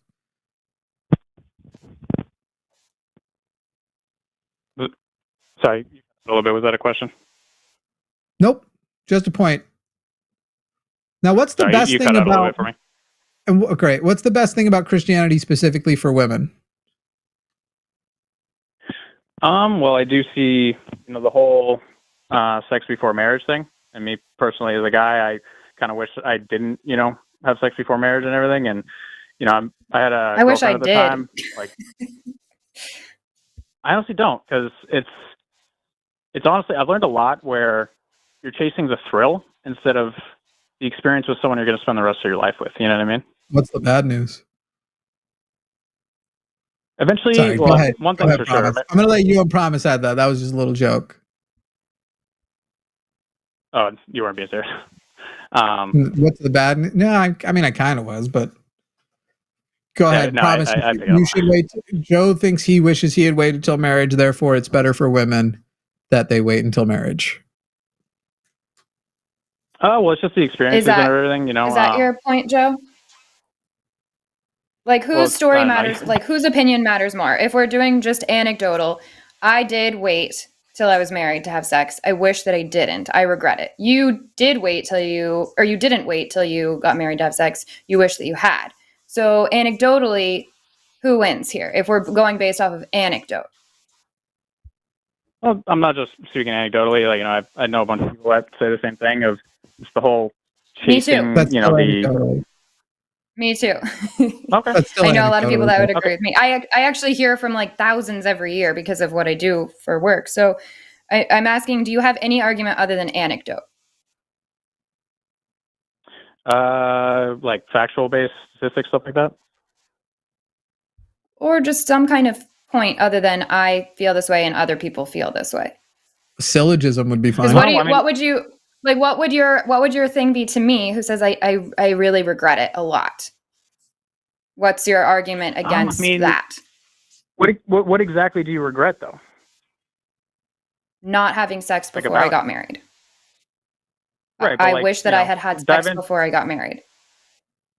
For a million reasons. But what's your argument for why I should be?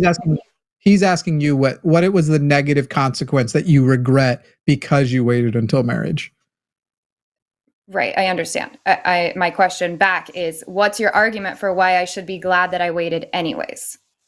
If I'm telling you, I just regret it. I personally wish that I had sex before I got married, just because I wish I had, for no reason other than that. Let's just go with that reason.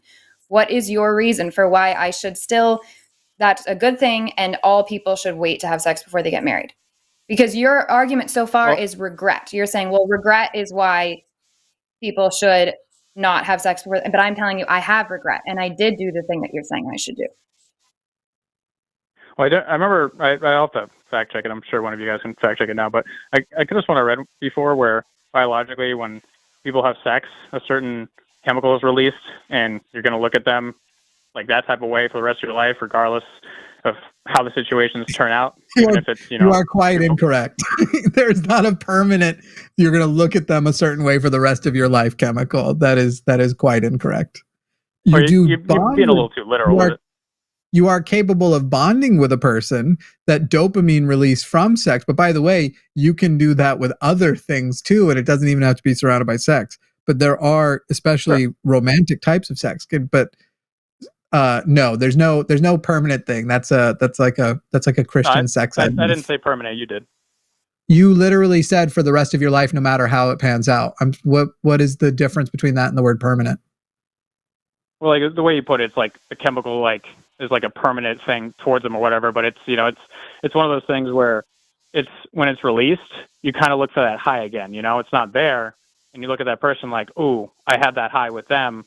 I kind of want it again. But when you have sex with the person you married, you're going to spend the rest of your life with, you don't have the complications of that. You know what I mean? Of course, so going it's back to your the assertion, ground, you got to resist. It's your assertion that a person cannot have as high value, essentially, of sex with one person unless they've only had sex with that person. So, for example, I've had many sexual partners. My partner and I, who love each other very much, we are incapable of having the highest form of sex because we have those other sexual partners before. Is that correct? Say that again? My partner and I have both had other sexual partners. Are we incapable of having as high a quality, a high of value of sex as two people who have only had sex with each other? No, that's not what I'm saying. I mean, maybe your sex was bad or not bad, but not as good as the person you're with now is. That could be part of the reason for you for that. What I'm saying is when it comes to a town, society, and social issues, right? You don't want people sleeping around everywhere with each other because it complicates things. My whole thing is life's a little bit less complicated when people aren't having sex with everybody, and the Bible talks about that when it comes to that stuff. And going back on it, when it comes to ethics, I mean, there wasn't that many people in the world during that time, obviously, and when it comes to diseases and all this and that, there's a lot of things like that helps when people aren't doing that. Obviously, divorce is going to happen. It's not everyone makes the right decisions and gets with the person they want to be with for the rest of their life. Shit happens. But my whole thing is like, life is less try their complicated best. on that. But on that regard, then why are we even talking to people at all? We shouldn't even have relationships with people, because when we involve other humans in our life gets more, quote, complicated. So where do we draw the line? Verbal contact and physical is completely different. No, it isn't. Then we shouldn't shake hands with people anymore. You don't think verbal contact and physical contact? We shouldn't hug. I think people can have significantly more intimate relationships only verbally than some people who just only have a physical relationship. I've actually done it. So same. I don't. Yeah. Yeah. My partner and I were long distance for a while. And while our current version is my favorite version, we had a more intimate, sexual, verbal only relationship for a long period of time that was much more intimate, bonding, and sexual than full-on than the relationship I had prior, sure, one immediately before it, with the person who was lived trying nearby. to say, with that logic, we should just stop like talking to people in general and everything. And that's just going way off the deep end. You know what I mean? Like, I have a point, and you're kind of like throwing it off the cliff. Because that's we're going back and forth because we have a different point. My point is that people can have sexual relationships that are mature and totally fine and not harming anybody and aren't complicated. I've done it. So what's the argument against that? I have zero regrets. I had a great sexual relationship with somebody where nothing was complicated, everything was great, and now we don't anymore, and I'm in a committed relationship with somebody else that I have an incredible relationship with in every way, not just physical, not just emotional. And if anything, past relationships have only taught me things and built on what I have now. So if anything, it would have been cool. Imagine what. No, that's not how this goes. It's why are you advocating for something, and why do I keep being the exception? I'm not that great. I'm not that amazing, but I keep being the exception in your arguments, both about Christianity and now about having sex before marriage. I mean, there's a lot of people in the world that need help when I'm trying to. Why does a piece of paper change whether somebody should be able to have a physical relationship with somebody else or not? Why does that matter? I mean, I'm not really saying like, what do you call it? You shouldn't have it or whatever. What I'm saying is, it tells you all this stuff for a reason, right? Like, we have that book going on for 3,000 years, and a lot of the ethical stuff is pretty still relevant today. You know, me personally, like I said, with going out, like owning people as slaves.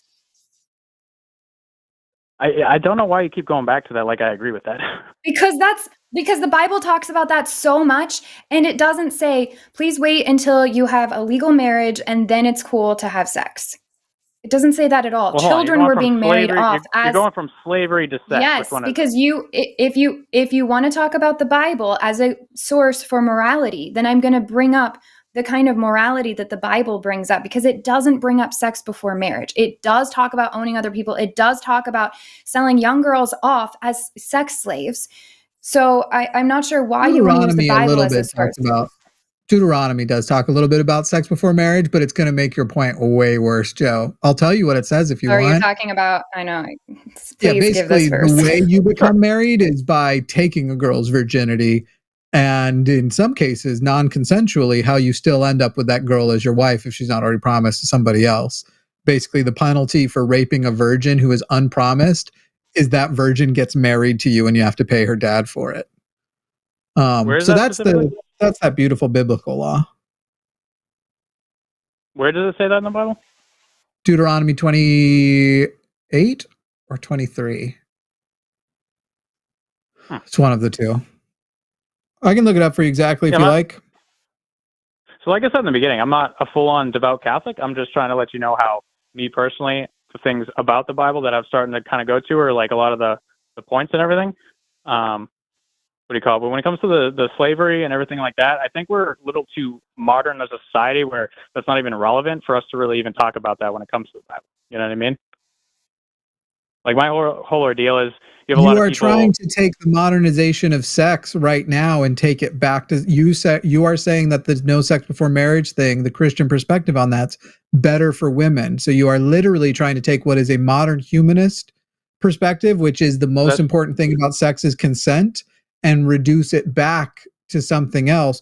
While, by the way, acknowledging that you said, well, promise, that's because you're more mature than other people. Therefore, the problem isn't waiting until marriage. You have a problem with maturity in society. And that doesn't mean waiting until marriage. In fact, the prohibition of sex before marriage has just led to a lot of very young people getting married before reaching that level of maturity. So at no level, like wherever you want to go with this, that we're being too abstract by going to other things in the Bible, even though that's the foundation, and you're trying to restore a more traditional version of sex before marriage. Marriage is relevant of today, though. Marriage is relevant of today, though. Where's slavery?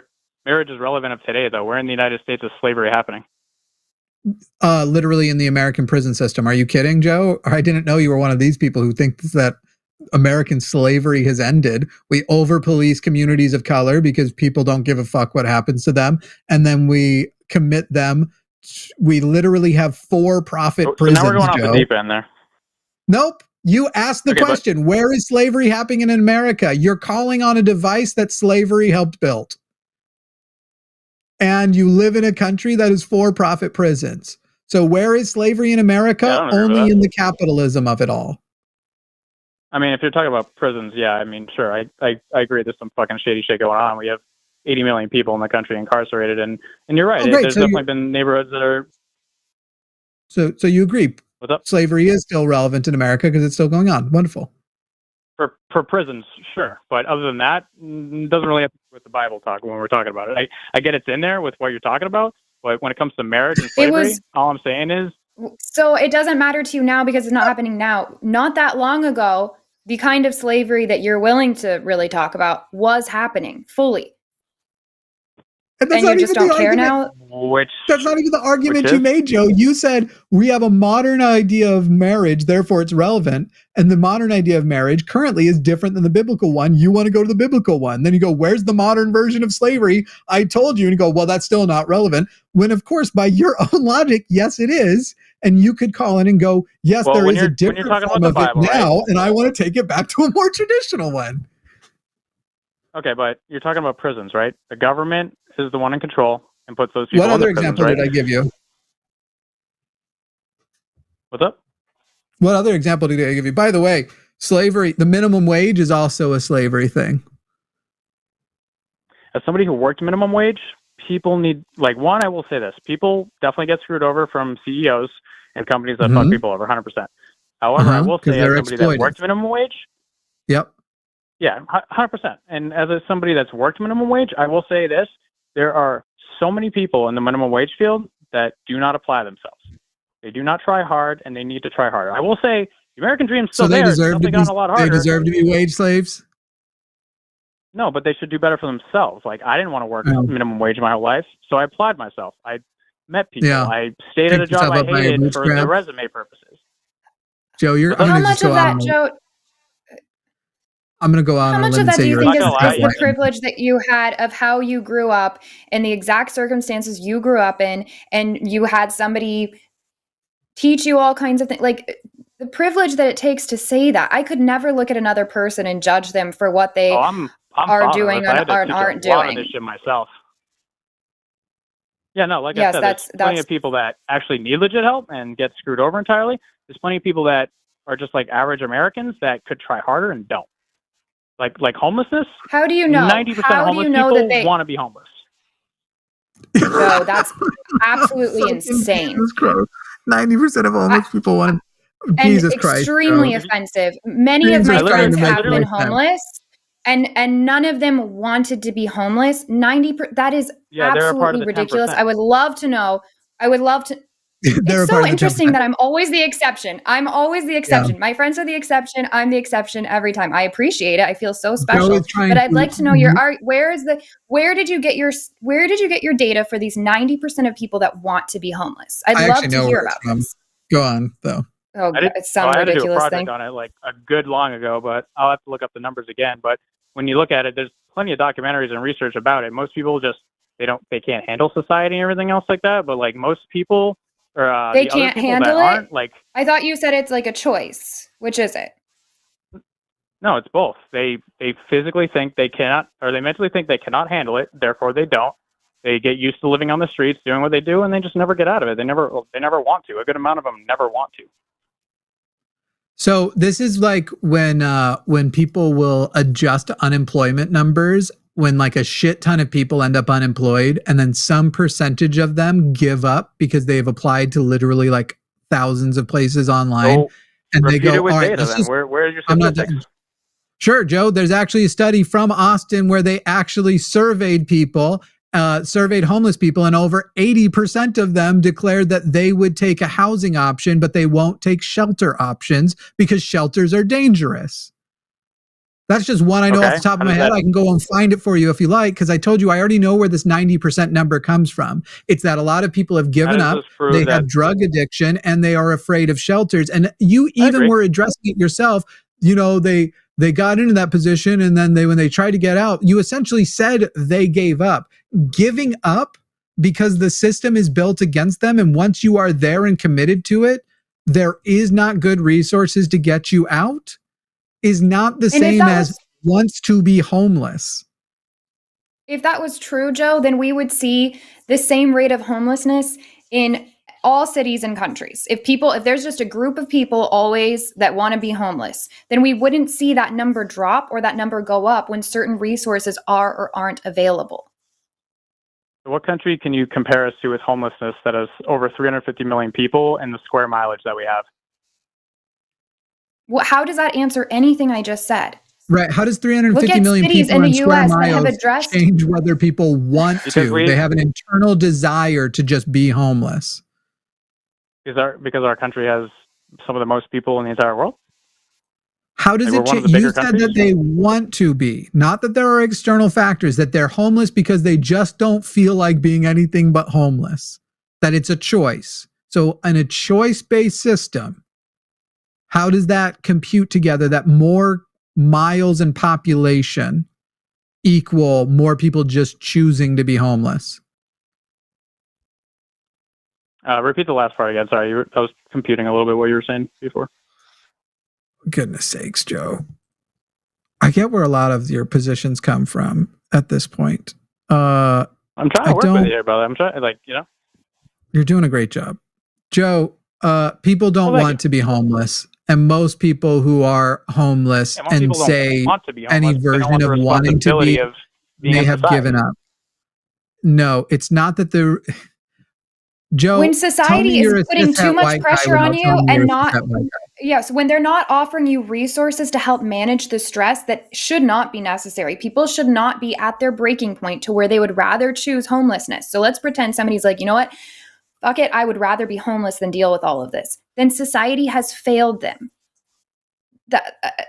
I don't understand how you can even make this argument. I don't know anybody, given the resources that they need for whether it's an addiction issue, whether it's generational. We don't have those at all. I live in Finland. They do have those, but we don't have those in the US. Some cities do, and they're doing better than others. Again, like shelters, which are... We don't have healthcare. We do not have health, and we don't have healthcare, which is a huge part of the issue. And we have generational poverty. We have all kinds of issues. So, and none of those are being addressed on a systemic level. That's what leads to homelessness. The healthcare I actually agree has got to go down in price. It's absolutely ridiculous, and obviously people need to be able to fucking... It needs to go down in price to zero. At the cost, at the end of the user, the participant, it needs to go to zero. So personally, I disagree.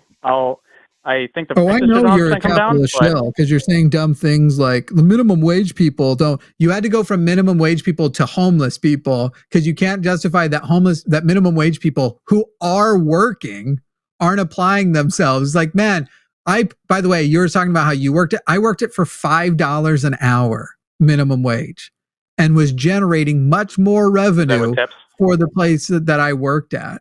Than $5 an hour, more than covering it. And that never went up in the entire time I worked there. So like sitting there going, and I worked what's that? No, 0 tips.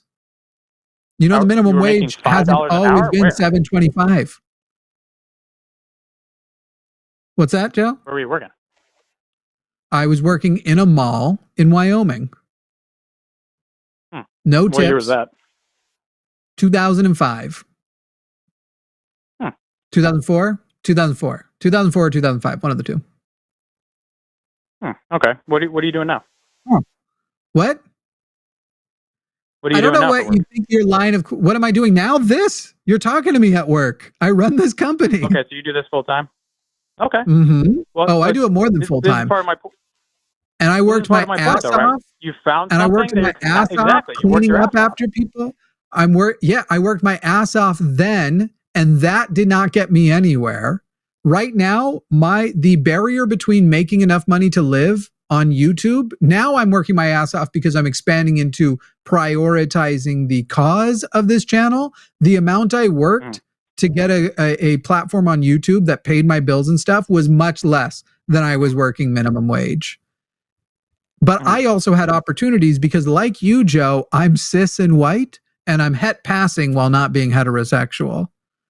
So I had access to opportunities and a general desire, because I'm not ugly, but I'm not, nor am I classically handsome. But I'm fine enough looking that in general, people in society will go, this is what we want our place to look like. We want it to reflect the society we want. This guy, if he puts on nice clothes, he looks very employable. So I had a lot more opportunities also to make my way out of it, despite the fact that I grew up poor, did not have my education paid for by my family, any of that shit. Okay. Yeah, no, I pretty much grew up in the same deal. I wasn't like poor, but lower middle class, and now I've worked my ass off and I'm a lot better now. But you tried to say that I had nothing, you cleaning up after people had nothing to do with it. But I mean, that's what started your work ethic, though. That's kind of the baseline of why you are where you are. No. You are absolutely incorrect. I did not develop a positive work ethic there. I did what I had to survive. I kept the job I needed to survive. And I got other jobs that were also to survive that I hated. And frankly, if I had stayed in that kind of retail working for other people kind of jobs, because those systems do not accommodate men with autism at all, I probably would have blown my own brains out. So you applied yourself and you did better when they couldn't give you better. No, I took advantage of opportunities that I have by being I took advantage. Right? I've worked so many jobs before, and everyone knows the saying goes, good help is hard to find. It really is, because you need someone that's going to be there for you and be able to show up every day and not be an idiot about it. Joe, if you pay them a legit living wage, it's actually super not hard to find. We have so little churn on this channel, and we pay all the people here a living wage. Well, good for you. That's definitely something I agree with. It's a matter of this, though. Like, the amount of people I've worked with getting a living wage. What's up? What's that? The amount of people I and a ton of my other coworkers that I've worked with over the years, some of these people that we've dealt with, they don't try. They don't apply themselves. They get comfortable. They don't want to do anything, and then they complain. That's my whole thing about trying to do more and apply yourself, because regardless, Joe, what do you think a living wage is? What per hour is a living wage to you, Joe? I mean, that depends on the state. In New England, where you are, Joe? In New England, probably over 20 an hour at this point. And you're saying a litany of people making over $20 an hour who are just chilling and don't give a fuck. Oh yeah. The minimum wage has just been going up, and some of these people, some people are really lucky and don't have a lot of medical bills.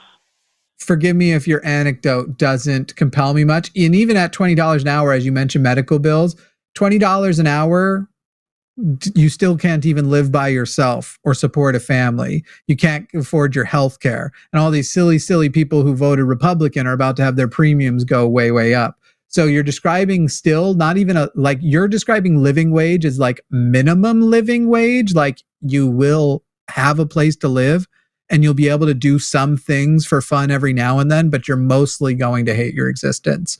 Joe, if you just took those people and gave them Medicare for all and some other social programs behind it that back them up, but you don't change their wage at all otherwise, I bet you even your anecdotes, you wouldn't be able to deny that all that shit went away. And not for medical, Joe, man. I've personally dealt with... Sorry? the more somebody's in poverty, the more likely they are to have multiple jobs. That's the other issue. Yeah, we see, like, when people are poor, they have more jobs, so they're actually harder working. Yeah. And then meanwhile, you have people that are making way more money that get to work significantly less hours. So it is a privilege to end up. It is a privilege to. I don't think you know, because you're arguing on a side that acts like you don't know this. It is a privilege to be able to have a job where you're enjoying doing it and it's not making your mental health suffer to the point that maybe you might end up homeless. It's actually a privilege to have a job like that. And you can argue all these things and say, oh, people just want to be homeless. They want this. People want to be homeless like they want to chew their leg off when it's stuck in a trap. That's not, like, if somebody's homeless, it was the best solution they had out of all other options. Nobody's enjoying that. So that argument, I'm still trying to understand how you're rationalizing this, other than you just feel like you're literally making the pull yourself up by the bootstraps argument, which I didn't think anybody under the age of 70 was still making. I mean, I've met people, like, there was a few of my teachers that, they had a tough ringing. Some of them had to sleep in their car, and as shitty as that is, they were like, look at me now. I worked my ass off and it all paid off. No matter what. That's fucked up that they had to do that. It's fucked up that they had to do that. It's so fucking fun that you support this capitalist system that keeps letting billionaires who work way less hard than anyone who's ever been homeless, than work way less hard. I'm not gonna lie, you guys keep cutting me off when I'm trying to explain. I don't care, Joe. Because at this point, you're just a silly caricature of a person. You're sitting there being like, yeah, and these teachers, as hard as it is, they had to insult to the tool of the loser, my friend. He didn't have to go that way. Great, Joe. These people, they're so shit. That shitty situation, as good as it is. But by the way, let's keep this capitalist system in place where billionaires are billionaires because they were born rich. That's the amount of, and they have all of the medical security, all the housing security. They have all. Stop thinking of money. Just think of security. Dollars aren't dollars. They're units of security. And if you're born with security, you have it. If you're born without it, you tend to not get it in your life either. That is the number of people like you and me, Joe, who pulled ourselves up by our bootstraps. Statistics show that it has nothing to do with bootstraps or pulling. It has to do with what were you born as. And so you're sitting there going in response, yeah, I know. As Promise is pointing out, a lot of people in poverty literally work multiple jobs.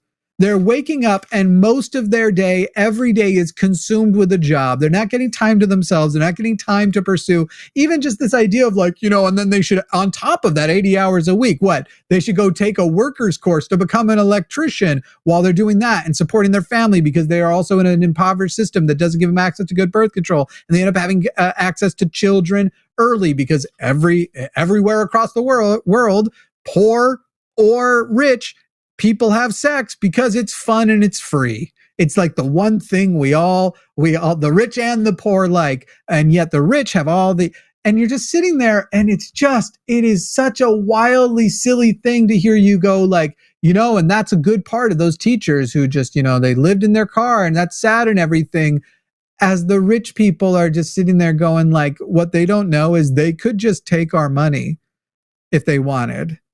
But we keep them in a system by which they don't. And if we just covered basic needs like their health care, like their ability to have a work week that is a reasonable amount of time to work, to contribute to society, to contribute to a job, their happiness would all go up. Their worth ethic, which Joe cares so much, would go up. I was enjoying the conversation in good faith as long as I could. But the billionaire simping just got to be too much. Mark Cuban's not going to fuck you, Joe. I'll unmute you now. Go ahead. You were muted that whole time if you were trying to talk. Go ahead. Bruh. You guys keep cutting me off before I even get to finish my sentence, and you want to have that time I muted you even. I don't get it, though. You keep cutting me off when I'm trying to, you're literally saying things that I agree with, and then saying that I don't agree with these things. When it comes to the billionaire stuff, you don't. You don't agree with them because you're literally saying the opposite of them. Nobody agrees with what I just said and unironically makes the point. Homeless people want to be homeless. People who are minimum wage aren't applying themselves hard enough. And the people I see, nobody makes these wage cuck arguments, and also things like, and what we really need to do taking is what I said and turning it else. No, I'm taking what you said and just being more honest than you are with it. No, not at all, brother. Like, when it comes to all this stuff, I agree. Like, the government is completely screwing us over. My whole thing is, like, with the religion and everything, if people are more family-oriented, if people stop having sex and having kids they can't afford, if, you know, people come together, we're to the point where the government's like, oh, shit, they don't need to rely on us. We got to figure this out because they're going to fucking freak out about it. You know, like, the rent is absolutely insane. And religion drives family having kids they can't afford. It's literally a tenet of Christianity. And every religion takes advantage of it because it's the easiest way. Where in the Bible does it say have a kid when you can't afford it? Go forth and multiply. It is my first commandment. It literally says go forth and multiply. It's the very first commandment. Yeah, does that say when you can't afford it? The religion you are in uses that verse to convince people to have families, big families, as young as possible. When they can't afford it's less effective in America now because we have, whenever a nation becomes more economically stable, they start leaving those values behind. But go look at how the Catholic Church has absolutely expanded and increased how many kids people are having in Latin America, especially in poor communities in Africa, where they went and said condoms are bad.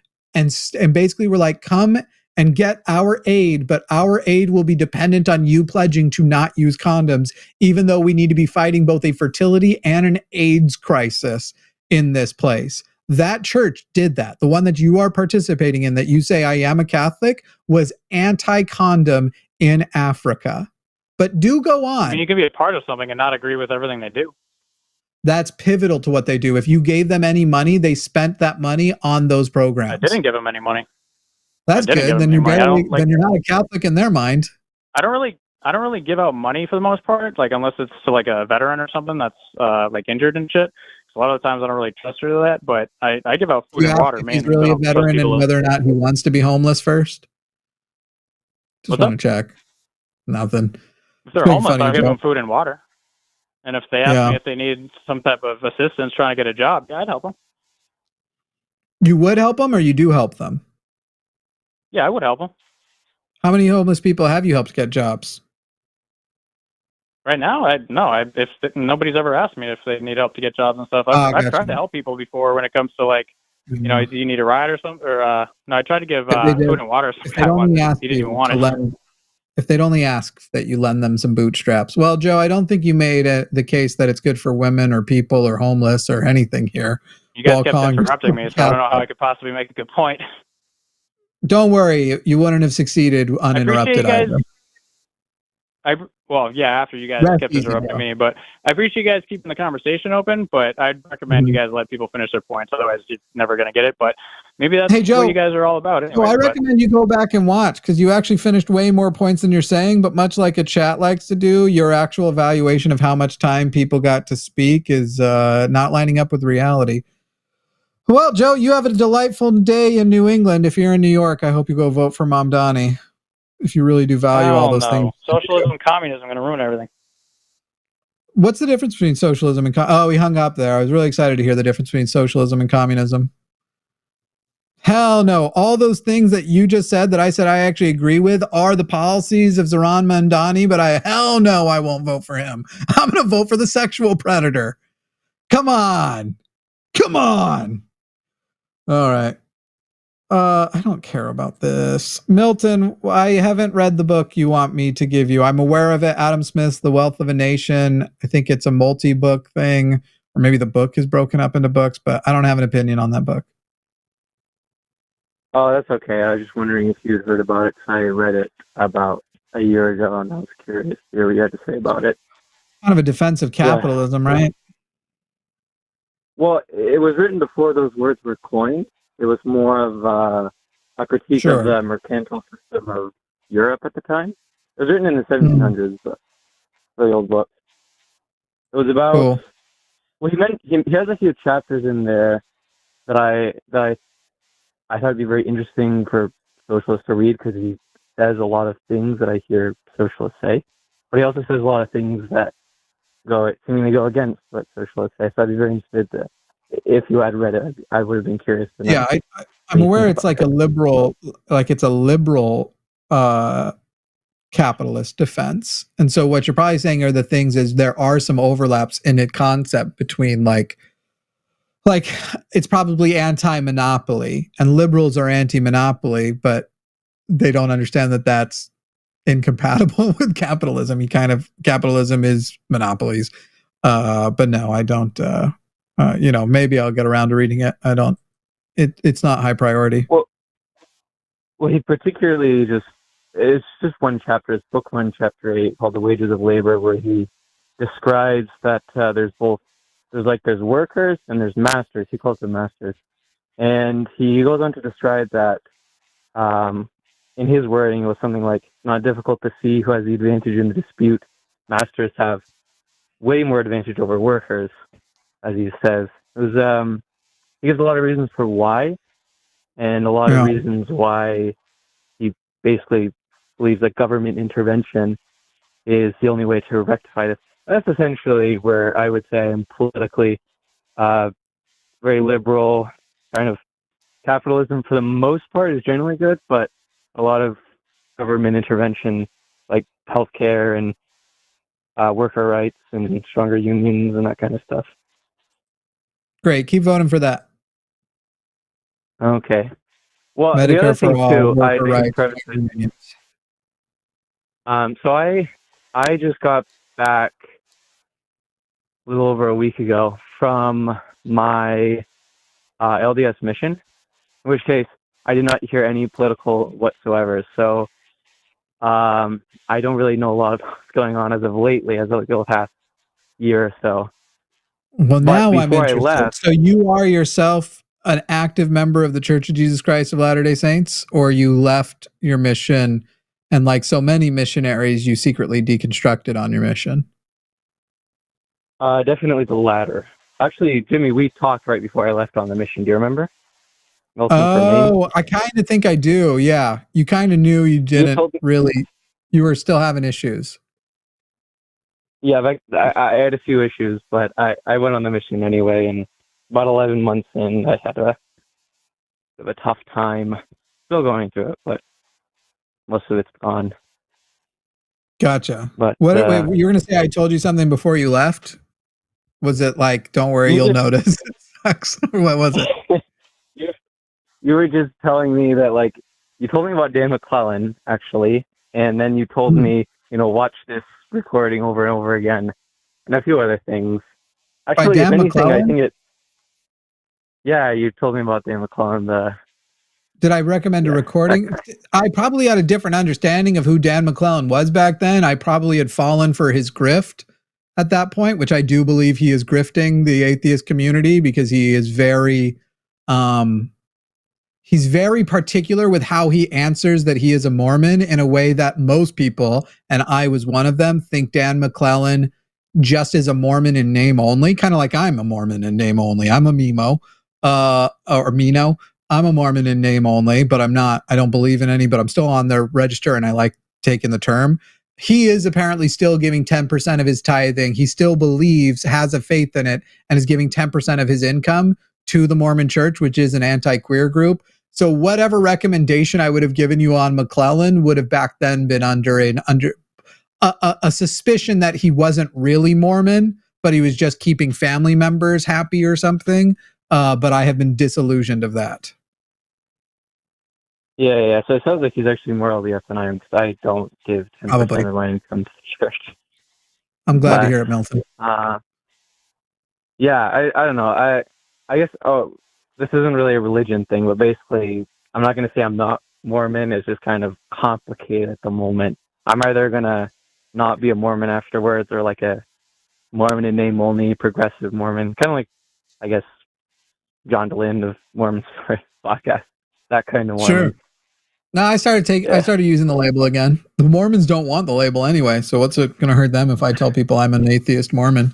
Real quick, before we go on, Milton, if there's anything left to say, people, this is your last chance to call promise to repentance and tell. Boy, that last call just never focused on it actually being good for women, even though that was supposed to be why. 336-543-2101, 336-543-2101. If you can defend that Christianity or any religion, a belief in God, or MAGA is good for women, this is your last chance to call in and convince Promise to repent. She needs it. And she's very close to bedtime, so she might be impaired. You might be able to get one over on her. She might have that, like, sleepy drunk argument kind of thing where you're like tired, and so you might be at an advantage right now if you want to call her to repentance. Anyway, 336-543-2101. Milton, what was did you have any other thoughts or anything there? I had two more. The first, because I didn't want to focus on like religion, because I know that the line is mostly about religion. But I kind of missed your last show on October when I planned to call in to talk about Mormonism. But I guess I'll call in whenever you're on the line next and talk about what was religion your question later. about Mormonism? Right now we're waiting for a MAGA to call in for Promise, or a Christian to call in for churches in the cult. The mission is probably more culty than like the Jehovah's Witnesses or other organizations that we typically call cults, and that I don't know, just a few things going on like that. I made that same observation when we were doing our series on whether Mormonism is a cult, and we compared Mormonism to the Jehovah's Witnesses. And Jehovah's Witnesses are more of a cult by our estimates than Mormonism is, except for when it comes to the missions. Well, I think the mission might be like, with the exception of a few extreme things like suicide and punishment, is pretty close to being on the level of a lot of things. Like literally everything is tracked, not only what you do, but digitally. You have to. They track your location. They track everything you do on your phone. They encourage you to tell on your companion if he jerks off. You're supposed to keep track and make sure your companion doesn't masturbate. Yeah, I had companions, so many of my companions, and I did this to admittedly, even if you don't want to jerk off, just getting alone time, missionaries will sit in the bathroom for like 5 hours, because you just miss alone time. Even if you don't jerk off, it's just quiet there and someone around you. Yeah, and even if you don't. But I mean, everyone does. But even if you didn't, they do. But even if you didn't, I'm teasing. Yeah, let's be real. Oh yeah, I 5 hours. Buy some Jergens. Cut down those times. I'm just trying to make problems. I don't think he's listening to me anymore.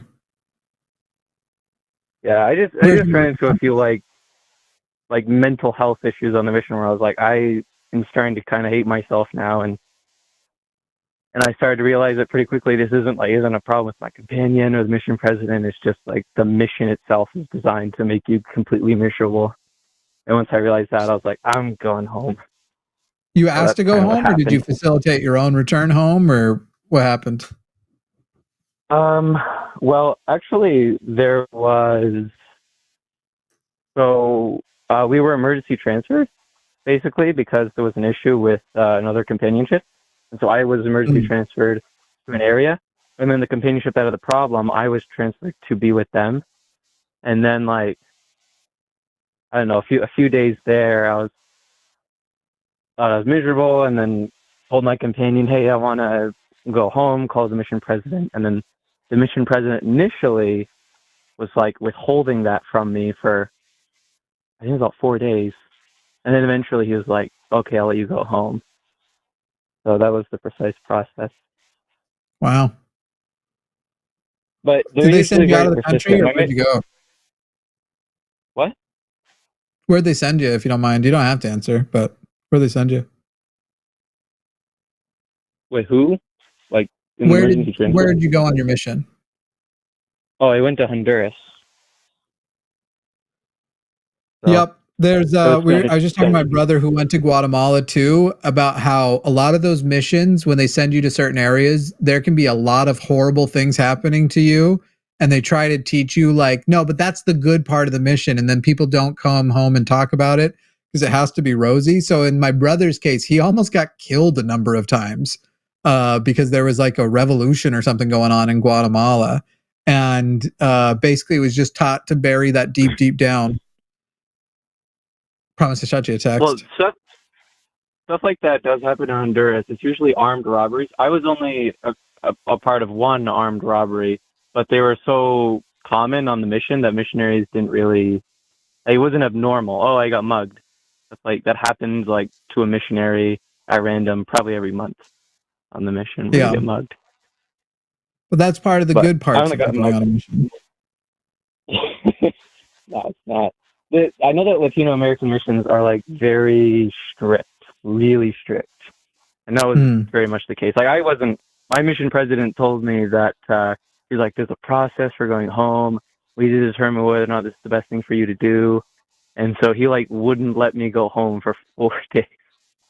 It was Sunday all the way to Thursday morning, like Sunday in the afternoon to Thursday morning. So that was, I don't know, for me in the moment, that was quite terrible. I was like, am I going to be able to go home? But, and also on top of that, you can't contact your family because it's a missionary phone. So you literally can only use like Gospel Library and Preach My Gospel app. So we have like no way to contact the outside world. I'm just sitting in the missionary house like, what's going on? It's weird how they've changed a lot of it. Obviously, it's the heavy monitoring because some missionaries get to use Facebook.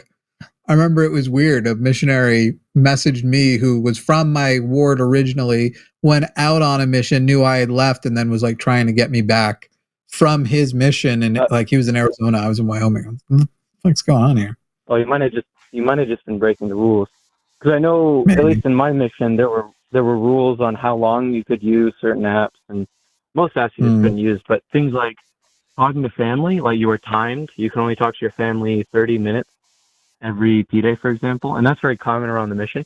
So maybe he just used that 30 minutes where you're supposed to talk to family through Facebook. He just messaged you, which is, I'm pretty sure it's against missionary standards. I got to. But, well, Milton, yeah, I don't know. I don't know where to take it from here, honestly. I think I can see that Promise is ready to go to bed. And so since there isn't another caller, I think we may go ahead and call the show here. But I love that you guys I did have one able to chat about this. The ex-Mormons are talking. Go ahead. What was your last name, Milton? I just had one thing about socialism, about specifically your view on capital markets and whether or not, because I don't know a lot about your political views, just your religious ones. Would you allow a system where private investment and return of capital to investors would still exist under your socialist model? Probably not. You mean like a stock market or something? I guess stock market or a bond, or something like that, yeah. There would be some elements of market socialism, but what you're describing, I kind of doubt it. However, I wouldn't count on myself to be the person who designs the whole system. I'm not an economist in that way. It would be a bad idea for me to do so. There certainly wouldn't be billionaires in a just society, and so if it would be unlikely. Well, because I heard earlier that the one thing I do know about you is that you support worker co-ops, right? Mm-hmm. So my own company is very close to being a worker co-op. It's kind of as close as you can get in a country that doesn't technically you can't ever really be one. That's like by law really you have to name who owns the company and stuff, and it can't be. Yeah. At the end of the day, we function like a worker co-op, but technically I could, if everybody voted one way and I voted another, I could just go, I'm ignoring your vote. I don't, but I could just go, I'm ignoring everybody's vote and just doing whatever the fuck I want. Okay, so I did not actually know that about the laws of the country, but I was just primarily wondering about that because the private investment can exist in a worker co-op, but it would be very different. You wouldn't presumably in the existing markets, when you buy a share of a company, you also have voting power on who runs the company. Presumably that wouldn't be there in a worker co-op system. Yeah, I mostly thought you were talking about something like would a stock market exist, but you're talking about like capital injections and things like that. And again, I'm not positive what the full structure of things would be after the fact. I just know we need to give everybody health care, housing, and we have more than enough money to cover all that shit. And we can also the capitalism is on its way out anyway. It will expire whether they want it to or not, because labor is on its way out, and you can't have a rich oligarchical ruling class if you don't have poor people for them to feel better than. And with the way innovation is happening with AI and robotics, it's not just a matter of like some portion of people are going to lose their job. It's coming for every job. So we are past, even if you think capitalism was good in the past, we are past its utility. Yeah, I definitely I agree with most of that. Although certainly, what do you think of UBI as a superposed solution? What do you think of that? Some version of UBI is usually a part of not most, but a lot of socialist systems where you still have some level of like discretionary, you can spend money on the things you want to spend on. But even UBI right now, we're talking about UBI, $1,000 a month by which to pay your rent and healthcare and food. And it's literally like $1,000 a month. You haven't even covered rent. So again, it would be everybody should have public access to basic needs. If you want to live in public housing, it's good, dignified public housing, healthcare, all of those kinds of things. Your basic needs are met. And then sort of more discretionary things you want to do beyond that, you can have some level of UBI and market socialism and things like that if it abides for it. But again, a lot of that stuff, it's going to be most interesting to see what form those things need to be if you first meet everybody's needs, and how much of a market is even necessary after. Yeah, that's interesting. Well, I'm particularly curious about what types of. You've already talked about a little bit, like in the United States, you have to name the leader or owner of a company. But what types of policies or specifically market-based policies, would be particularly beneficial towards enacting more worker co-ops and less traditionally run businesses? As far as like heading a direction in that way, again, I wouldn't be the person I would trust to structure the law. We just know that these transitions have happened and that they exist in other countries and have done so successfully. I don't know the details of the specific law of how to take in the US when you fill out and you apply for a tax ID. Right now you apply for a tax ID and then it gets attached also to you as an individual to your social, but then that can become something like turned into an LLC, and then you can potentially have more people and you can have a board, and that board person can be taken away. So there's like ways where it becomes you and then it becomes not you. This is actually how a lot of rich people get around taxes, is even without any significant company to attach it to, most rich people still have an LLC as though they're running a business that they put it all through. But what the specifics of the law changes in that transitional state towards socialism, again, I'm not in this case, I'm not a legislator, but those models already exist and people have already done it. I liked how somebody else worded it. It was better than I worded it. As far as UBI, you can't have UBI. This was satanic romantic. Can't have UBI until you decommodify necessities. They said in a single sentence what I said in a paragraph. It's very good. Okay. I guess I basically agree with most of it. I mean, worker co-ops are nice as they exist. There are actually worker co-ops where I live in Maine. There are a few banks that run like a worker co-op here locally. And they're pretty cool. I guess I don't quite agree that it's going to naturally take over. But I don't agree it'll happen naturally. I think we're probably going to end up eating some rich people on the way. Okay. So I think rich people will do everything they can to maintain a poor population, to which they can contrast their position in society and feel better about themselves. I think rich people feel like shit unless there are poor people to feel better than. No, I agree. Most rich people are psychopathic narcissists, or probably very insecure and need a lot of external validation to suck them off, basically. Yeah.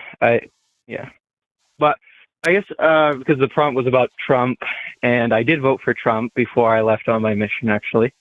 Although I should probably clarify that, because in Maine we have ranked choice voting. When I say that, I don't mean I voted for him. I put him above Kamala, but I didn't put him at number one. But I did put him above Kamala. You put Trump above Kamala? A lot about it. that what you said? Yeah, I did. That was And you way regret back it. in November. Okay. You've changed a lot. I You don't wouldn't do that. I'm definitely a lot less fond of him than I was before, and I wasn't particularly fond of him back then. But, Why would you still vote for him over Kamala? Now, Yes. I'd probably put Kamala over him, definitely now. Just Because probably. from what I've heard, which is admittedly not a Probably. lot, he's particularly the immigration stuff that I've seen, very bad, and Man, it's crazy. As for all the things you learned on your mission, usually when missionaries go to a Southern American country, they come back and they're like, or Central American country, they come back and they're like, okay, I'm still Republican except on immigration. We are crazy in that we are devaluing these people and we need them a lot. It's wild that the one good thing that the true believer Mormons come back with, you apparently didn't, Milton. That's blowing my mind. No, I'm saying I did. I'm saying the way the treatment of immigrants and Latinos is so the you two do primary think ones. Sorry, I got it mixed up. I thought you were saying you would still, because on immigration, vote for. You only probably would vote. I don't know how it's probably. How it like. Well, how is she not superior? And I'm not saying good, but superior literally in every way. What is the thing he still has an edge on? Okay, to be clear, I do not know exactly what was in Trump's big, beautiful bill. All I heard was cuts for rich people. But to clarify that statement, and I'm thinking back to Trump's first term, where he, quote unquote, cut taxes for rich people. But the specific tax that he cut was not capital gains or income. It was the corporate income tax that he cut, which in my opinion was one of the few good things that Trump did in his first term. And Kamala Harris wanted to do corporate tax cuts for small businesses, but once you get to a certain size and you're using it as a haven for your money, ways to hide the money so it can't be taxed, that's the difference. So small businesses, anybody making under, I think that it was millions of dollars a year, she was still going to classify as a small business and still give corporate tax cuts too, which has been the Democratic platform for basically forever, but they often hit the Republican barriers.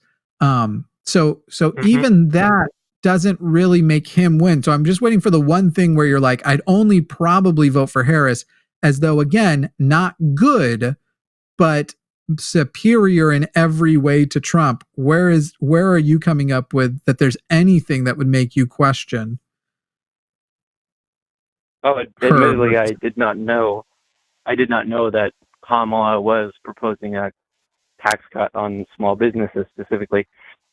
And to people. This is the way Republicans win. They go, look at this huge tax. We're going to cut X number of taxes. And then when you look in it, you're like, 85% of that shit's going to rich people. And then you're saying, but poor people, be excited for the 15%. You'll have an extra $500. You'll have an extra $500 a year. Oh, but also a lot of you are going to lose your Medicare and Medicaid, which is what they did with the big, beautiful bill. So it's like, I'm going to lower middle class and poor people's taxes. You'll get to keep more money, but your cost of living will go way up and your cost of healthcare will go way up. It's the ridiculous calculus when they like to do it with Bernie too. So you would raise taxes? And he goes, yeah, I would raise it a few dollars to take your yearly premiums down by thousands. So your net, you will do better. You will have more money because of it. It's just, man. I do actually have a question. So much. Go ahead. What specifically? What taxes? He cut income taxes, right? But are there any other taxes that he cut in the big beautiful bill, like capital gains? The big beautiful bill. So the tax cuts in the quote unquote big beautiful bill weren't new cuts. There might have been a couple, but it was mostly an extension of the previous tax cuts from his first term that disproportionately benefited billionaires by a lot. Oh yeah, I'm quite aware of that. I do know that the reason why cutting corporate taxes, specifically on corporations that disproportionately spend a lot of their money on wages, which is small businesses, that wages in general tend to increase due to the fact that companies, by and large, the corporate income tax tends to come out of the wages of individuals with very little negotiating power. So people probably don't make a lot of money anyway. So that's why I did favor that. They both wanted that. They both wanted lower taxes for small businesses, but he also wanted it for big businesses who don't then raise wages and who are continuing to raise cost of goods and things. But on top of that, in the Big Beautiful Bill and others, he started deregulating places where basically small businesses still had a competitive edge. And now big businesses, on top of, oh yeah, they all got the tax cuts, which this hopefully wouldn't have happened under Harris. One suspects it would have, because she probably wouldn't have got enough power to prevent it by the Congress. But the deregulations that he was doing definitely were happening more quickly, and basically making it so that those big companies also had more power to put those smaller companies out of business. It is harder to have a successful small business under Trump, but you have a few examples where those businesses are isolated from the bigger examples, where those people are definitely doing great. So they just show you like, no, but look at this.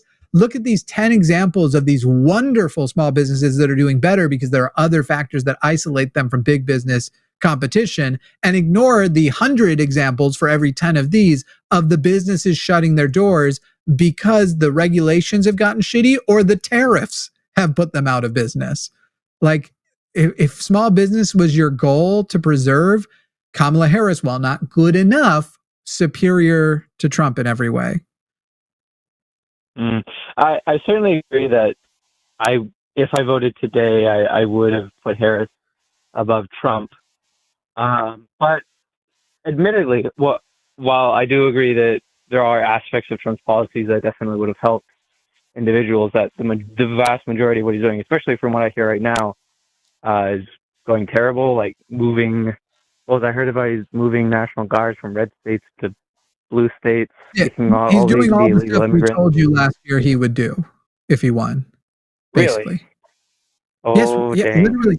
literally, because people are always like, no one knew it was going to be this bad, except us, apparently, because we were literally telling you it would be this bad.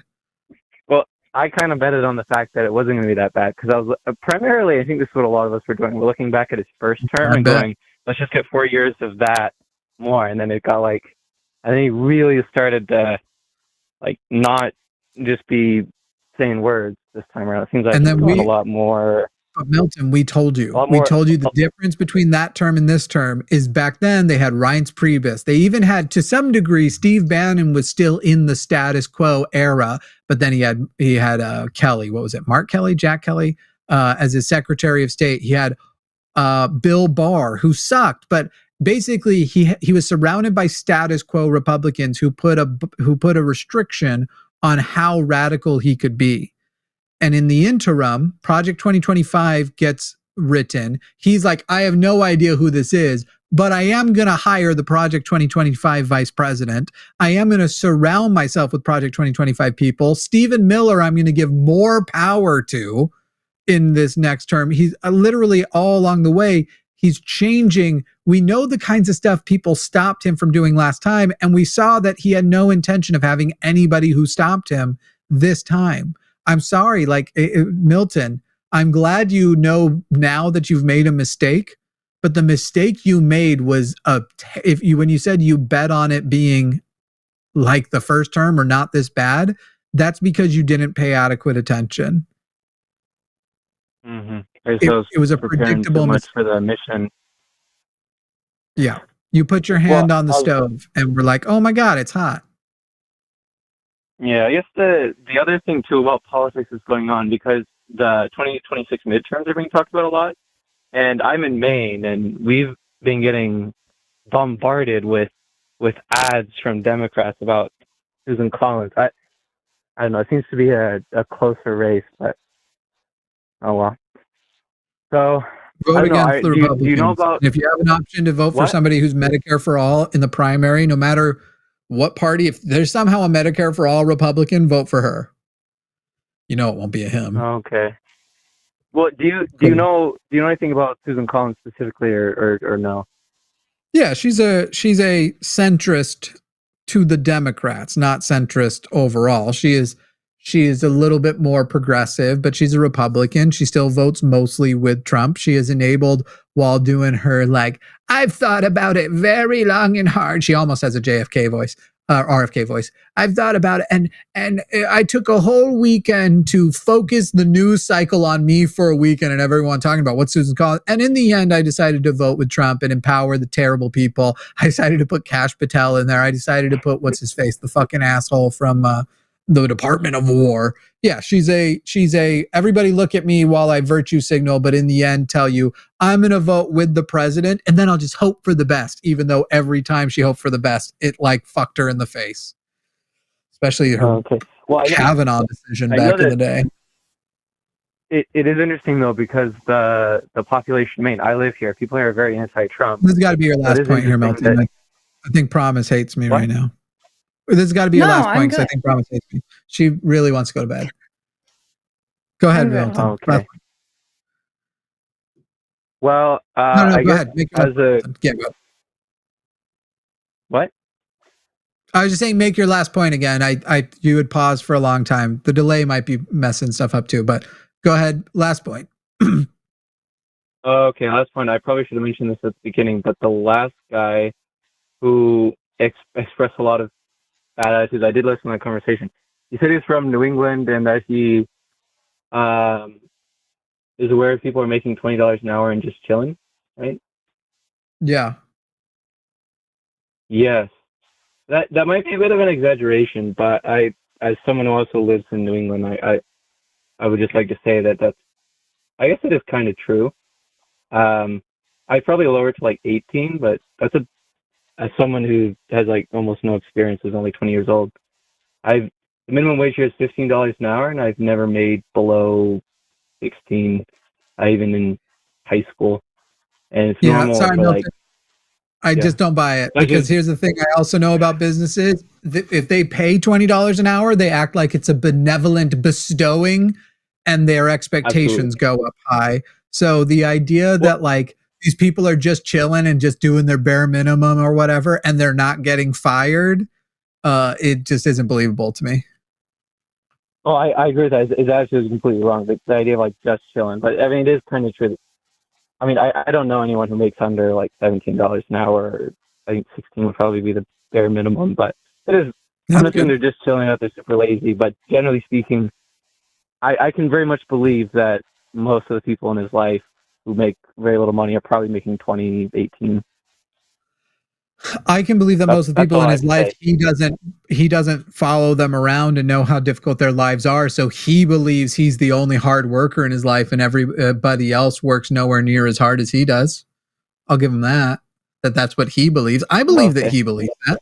Yeah. But as our wonderful chatter said earlier, decommodify necessities and then complain about whether or not people are showing up with enough enthusiasm to the jobs that they have. I just don't. I do not give a fuck about people when they're like, again, someone in the chat earlier said they're making more than that and they can't afford. They don't have any savings. Like I can definitely believe that and agree with that. In Europe, you probably have like there are homeless people in those places, but they're probably much better taken care of with healthcare and a lot of other things. And if you don't pay people enough to have savings, that means if something bad happens, their only choice is social programs, and then we don't even have good ones of those. So it's like, if that's the government needs to pick one or the other. Are the people going to have enough money that they can live their life comfortably and have savings, or are they not going to be able to do that, but they have their necessities met? And so the money they make, they can actually go do stuff with, and they can actually have a positive life, which, by the way, if people do enjoy their lives more, they tend to be also better workers. So it's a whole cycle. But anyway, Milton, we're going to leave it there. And okay. Well, I'm sure I'll call you back whenever you're on the line next to talk about religion and more long form things, because I'm definitely, I wouldn't say I'm an atheist right now. In a more long form thing on the line, and more, I would like to call back about that. So next time you're on the line, I'll call back. Thanks, Milton. Yeah, our friend TARDIS Chick in chat mentioning that she has 2 bachelors and a master's, only makes $19 an hour and had to fight for it. Yeah, that kind of undermines Joe for earlier, where it's like, if you just showed the initiative, they're literally just sitting there being like, the amount of privilege that I'm sure you never admit to having. Like, I feel like he's the kind who probably would admit, like, no, I'm less likely to be pulled over than a black person. Like, I accept that that's true. But I got where I was on pure grit, and anybody with the same amount of grit would have the same amount of success. And it's literally like, bruh, they're working harder than you. My least favorite argument. Yeah. I want to go around. I want to go to a college campus with some bootstraps, a conservative one. I want to take bootstraps with me. And I want to go, do you believe that like it's up to people to pull themselves up by their bootstraps? And when they say yes, I want to hand them the bootstraps and ask them to put it on and then show me how they pull themselves up by them. Because the funny thing about that saying is you physically cannot pick yourself up. It's like saying lift yourself by your feet. Like, it's not physically. Right. I wanted to ask him if he's a millionaire or billionaire. I could say billionaire. I wanted to ask if he's a if he's a billionaire, and if he's not, why not? Why isn't he applying himself and just working harder? Like, just pull yourself up. Just get to the next level. That would have been a great one. Why not? You should have overtalked me. Like, why is... Did you want to think of it now? Because if not, I'm mad at you. If you thought of that earlier, that would have been a way better argument. I think that's one of the things I forgot. It's my bad. I'm so bad at like cutting in on stuff, but that was one of my thoughts where I was just like, is this bro a bit like at what level? What level is appropriate to require somebody to pull themselves up to? And at what point we're like, well, that's ridiculous. You can't just pull yourself up by the bootstraps to be a billionaire. Just apply yourself. Right. Come on, do it. Be a billionaire. That would have been such a good fucking point of like, if you work this hard and that's all it takes, why did your level of, where did your success level off? And why did it level off there? Is it that you're not working hard enough, or there are certain systems and luck and things at play that you're waiting to breach for before you're going to hit the next one? And that same level, with all the things you're armed with, where you were born, what class you were born into, what race you were born into, all of those things, is that bar the same place as everybody else's bar?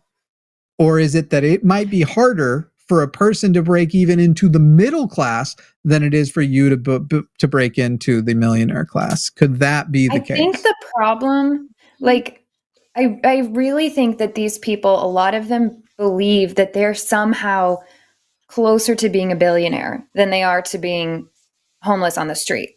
The problem is they're way closer to being homeless on the street than they are to being a billionaire. That's just a fact.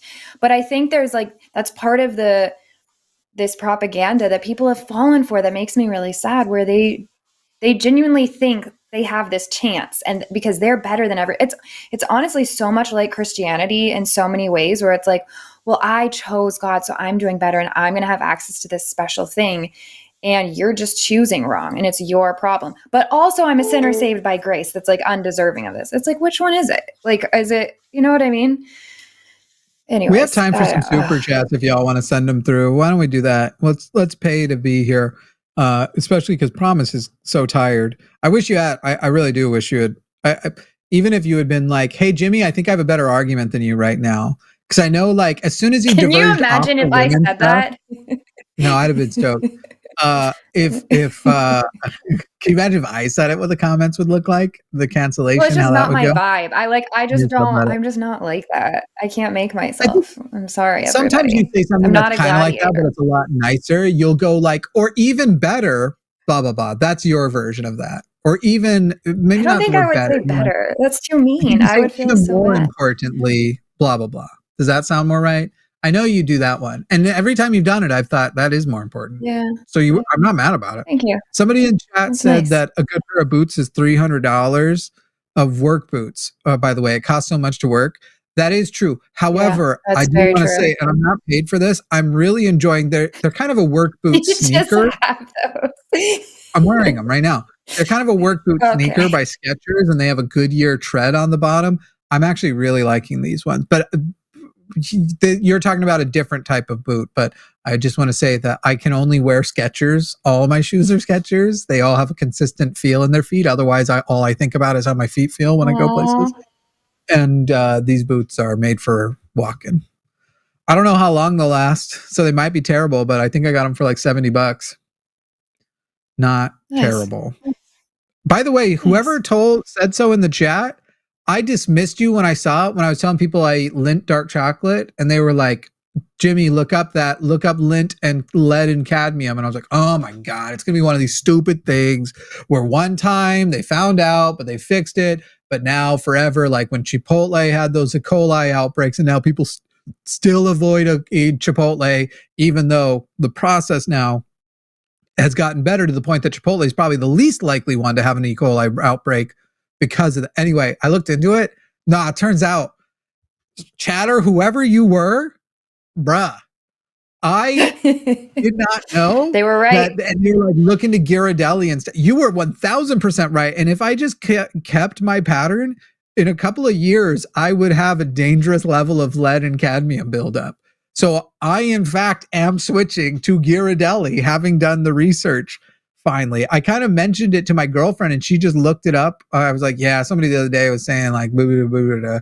And it was probably just one of these silly situations. And she looked it up with AI.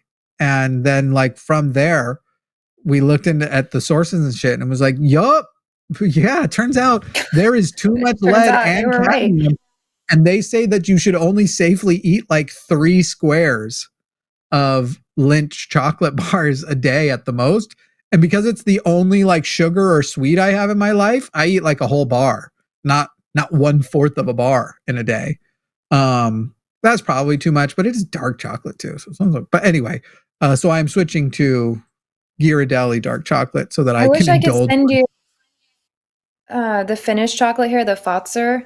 It's Fazer, and it's so good. I don't know if you can buy it in the States, though. I've never seen it there.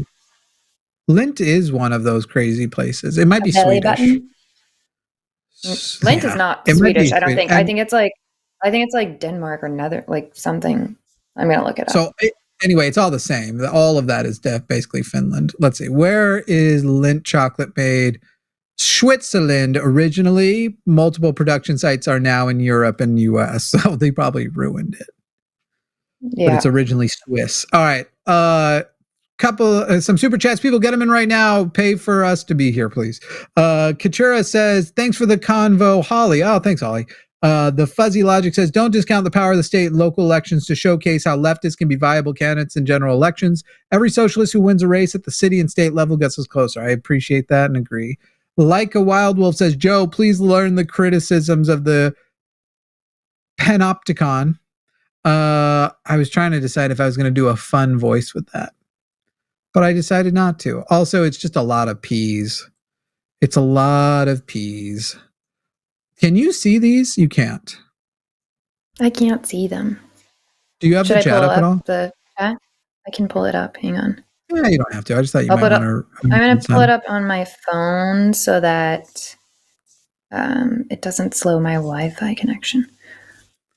Hold on. I'm learning YouTube more and more. The panopticon is it's like a type of prison. Do you know what it is? It's like where there's the tower in the middle. I'm trying to find a picture. I can't put the picture up anyway, but it's basically a method of, I guess it would be like prisoner torture if you think about where this person always being watched. Should I read the next one? Mm-hmm. It's, I don't know if it's supposed to be pronounced Fein, but Feiqn.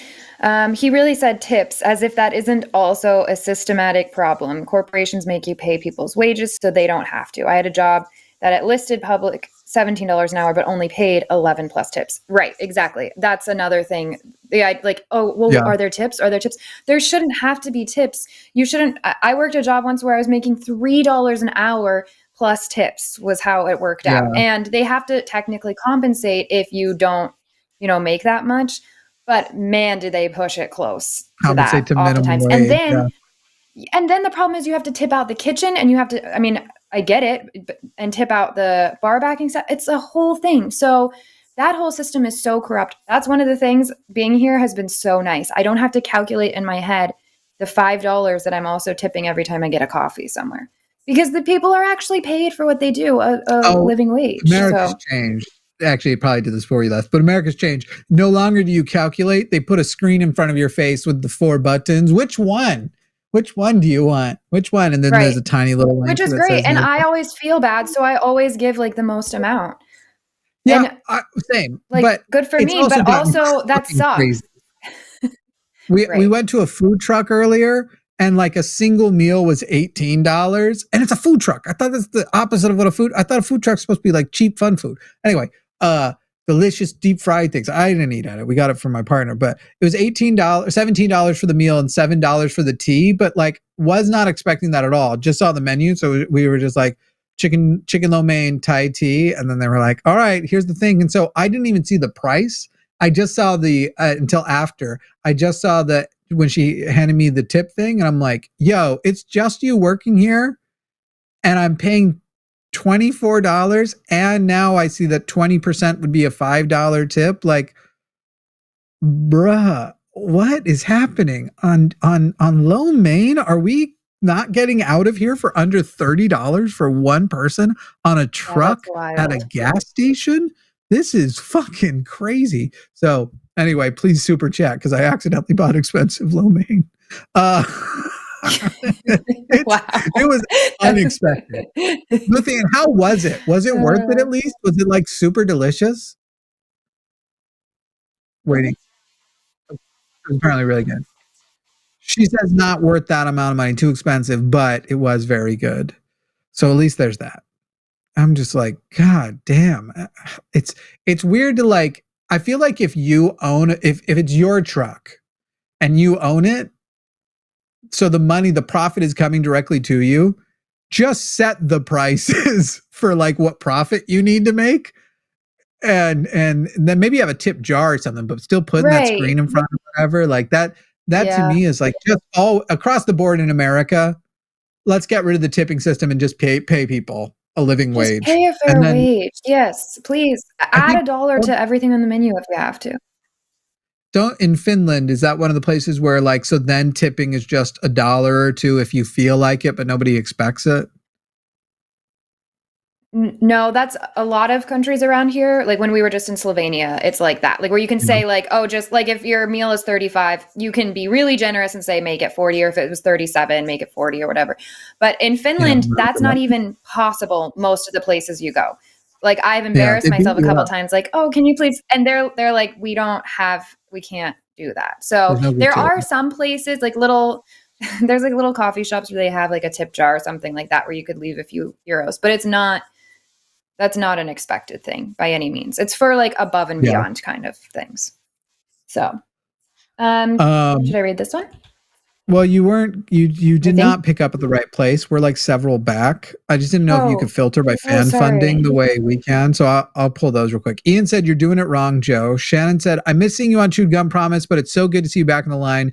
I love listening to you calmly and rationally crush these dude bros who so desperately want to control women." Yeah, promise. I was surprised that you said you'll never do Chewed Gum again, but you'll do this show. That was wild. That you hated that show. I didn't say that. Right. The time difference. Time difference. Alira says, "The greatest show on earth. Thank you, Jimmy, for working so hard bringing the show to life, and to all the wonderful hosts who sometimes get a word in edgewise." I added that last part. Alira didn't say that. Fane says, he really said, oh, you said that one. Now you can read the one from Kim. Hi, Kim. Oh God. Let me see if I can pull it back up. Joe kept complaining that he couldn't finish the thought because of interruptions, but every time you gave him a chance, he literally couldn't finish his own thought without going off onto something unrelated. That is one of my biggest frustrations is the preambles. If we ask a question, because I feel like my goal when I ask a question is to ask like the easiest possible question to answer, either like a yes or a no, or where you just like quickly, well, I think it would be better because blah, blah, blah, blah. And when you start with a whole like, well, you got to look at the world first of all. And you have to understand that 3,000 years ago, like when it starts that way, then I already know you're not answering my question. So can I just interrupt you to like try to get us back to the point again? Yeah, Joe is pretty bad at Thank you, Kim. It's almost like a slow Gish Gallop, where it's like, no. Or you've already said enough that I know that you aren't going the right way with it. Or because he would keep doing like with my direct answer thing. And I was like, so you're once again not answering directly. He's like, I am. It's like, no, you aren't. Instead, you're going with, opting for, I don't think there would be a difference with whether the book that more people in our country say they make their choices based on than any other book is you not answering. Because there's no way anybody in their real, actual, honest mind is like, nah, the absence of the best you could do is if it wasn't the Bible, they'd find something else. And I'm still not convinced of that because, like the country Promise is based in, there are plenty of places where the Bible just isn't that important. And people didn't go like, well, now I'm using the Necronomicon instead. Liz Chris says, go fuck yourself, Jimmy. You are the best. Well, wait until you see the comments after this show, because literally, once again, during one of the periods of time where Promise was talking uninterrupted for like over a minute, you were talking for over a minute when the live chat came in. Wow, Jimmy will just not let her say a single word. I was like, it's not that I don't pick up, but it's funny how it's always when you're actively talking and in the middle of a thing back and forth with the person where that's where somebody will say it. I don't know if they're behind on the show or what. It's the delay. That damn delay causing all the problems. Well, their delay would have had to have been much more. Yeah, I like the, someone mentioned they like the tactic of making them repeat the question back. I like that one too. Yeah, Matt does that a lot too. Any more yeah, you got it from me. That's right, Matt. I'm training Matt to be a better debater. That's my position in this world. Even with this voice and clearly joking, I feel like if he's listening, he's not going to let that go unchallenged. he's writing a live chat right now. He's writing one. Last chance to super chat. Otherwise, we are out of here. Please super chat the phrase hashtag let Promise talk, you fascist pig. Are you allowed to put fascist in a super chat? Somebody super chat that. Liz Chris says more people need to hit that like button, please. I agree. Hit that like. Are you eating your last of the lint? Oh, yeah. For sure. The Ghirardelli has not arrived yet. And it apparently is going to take years for the cadmium and lead buildup. So I'm going to finish out the bars I have because these are not, I buy them in kind of bulk. Yeah, how many do you have left now? Probably 2 or 3 bars left. But I have a dozen lint Ghirardellis coming tomorrow. It's exciting. So I'll probably switch to them immediately and then hold the other ones in the fridge and just break occasionally. Maybe take an extra just square add off. A little. Yeah. Yeah. Microdose the lead. No. I said, can you super chat it? It doesn't tell me anything if you say it in a regular chat. Let Promise talk, you fascist pig. Just waiting. No one? And then I'll make you read it for a little bit of irony. Look at my cute marshmallow. That's a marshmallow? Yeah. Here you get candy by the weight. So like I just went to the store and picked all the candy I like and paid €3 for it. And it's so cute. Is that not the cutest thing? It is very cute. The night of floor, I'm very hesitant of artificially colored things. Do they use natural colorings? I have no idea. It's probably not justified. Some people are going to be like, I can't believe Jimmy has fallen for that. But I have to say that I, in my own life, have noticed a reaction of my stomach to especially red dyes and like any color that's really like, I feel like reds and blues, even on like cupcakes or whatever. I've noticed my stomach, which is already so sensitive, not fond. Yeah, I think that's fair. I don't notice anything, so I just eat my junk food when I want it. The Knight of Floor says, I only get 60% to find a job as a blind man. I only get 60% of what? Anyway, pick yourself up by your bootstraps, Joe says Joe. Elira says, let promise speak, you fascio, but that's close, but not quite. Ghirardelli is a subsidiary of Lint, according to Wikipedia. They might own it, but I've already verified that their manufacturing method does not produce They the use same less amount. lead. Yeah, they aren't adding I think they actually they do a system that actually removes the lead and the cadmium. Excuse me. I'm trying to see if I can send you a finished chocolate now. Someone said Finland is not Scandinavia. Prove it. That's actually true, though. It's Nordic. It's not Scandinavian. So, proved. Whatever. And you've been to Antarctica too, I bet. Not yet. But I did cross over the Arctic Circle. Did you cross over the North Pole? Do they say, like, look out the left, there's the North Pole? No, I didn't go there. I went over the Arctic Circle. The North Pole is like not in Finland. I meant flying, like. For the Arctic. If you fly from America, I stood on the Arctic. I stood on the Arctic Circle. Like I put one foot on one side and one foot on the other. Flying, I don't know. When I'm flying, I'm not paying attention. I'm like in a coma as much as I can possibly be. Maybe they say that. Would you want to know? I know we fly. They were like, hey, we're going over the North Pole right now. Look down. Oh, you cut out. You wouldn't want to know? I don't want to know anything. I don't want to look down and see if to pretend like I'm not. No. What in my head, I'm just like, I already went and saw Santa in Lapland. Yeah, but that's his vacation home. You don't want to see where Santa makes the toys? I don't want to see him. When I'm flying, I want to pretend that nothing exists, mostly myself. So. Okay, solipsist, you're as bad as the Christians who call in. When it comes to flying, yeah, probably. I'm just trying to. You're questioning my faith belief. I think that if that's reasonable to question my faith, then it's equally reasonable to question whether or not anything anywhere exists at all. That these are equal. If I should question whether or not the magic guy I believe in exists, you should question whether anything exists. It's the most fucking egotistical argument they don't realize they're making. That these would be next to each other. I should question whether a guy I've never met actually exists. Equals, does anything exist? Right. Or like my dad, I'm more sure God exists than you exist. And he pauses, like expecting this mic drop moment. And I said something along the lines of like, that should embarrass you that you just said that. I know they told you in Elders Forum that that's like a solid comeback, but that's the stupidest fucking thing you've ever said.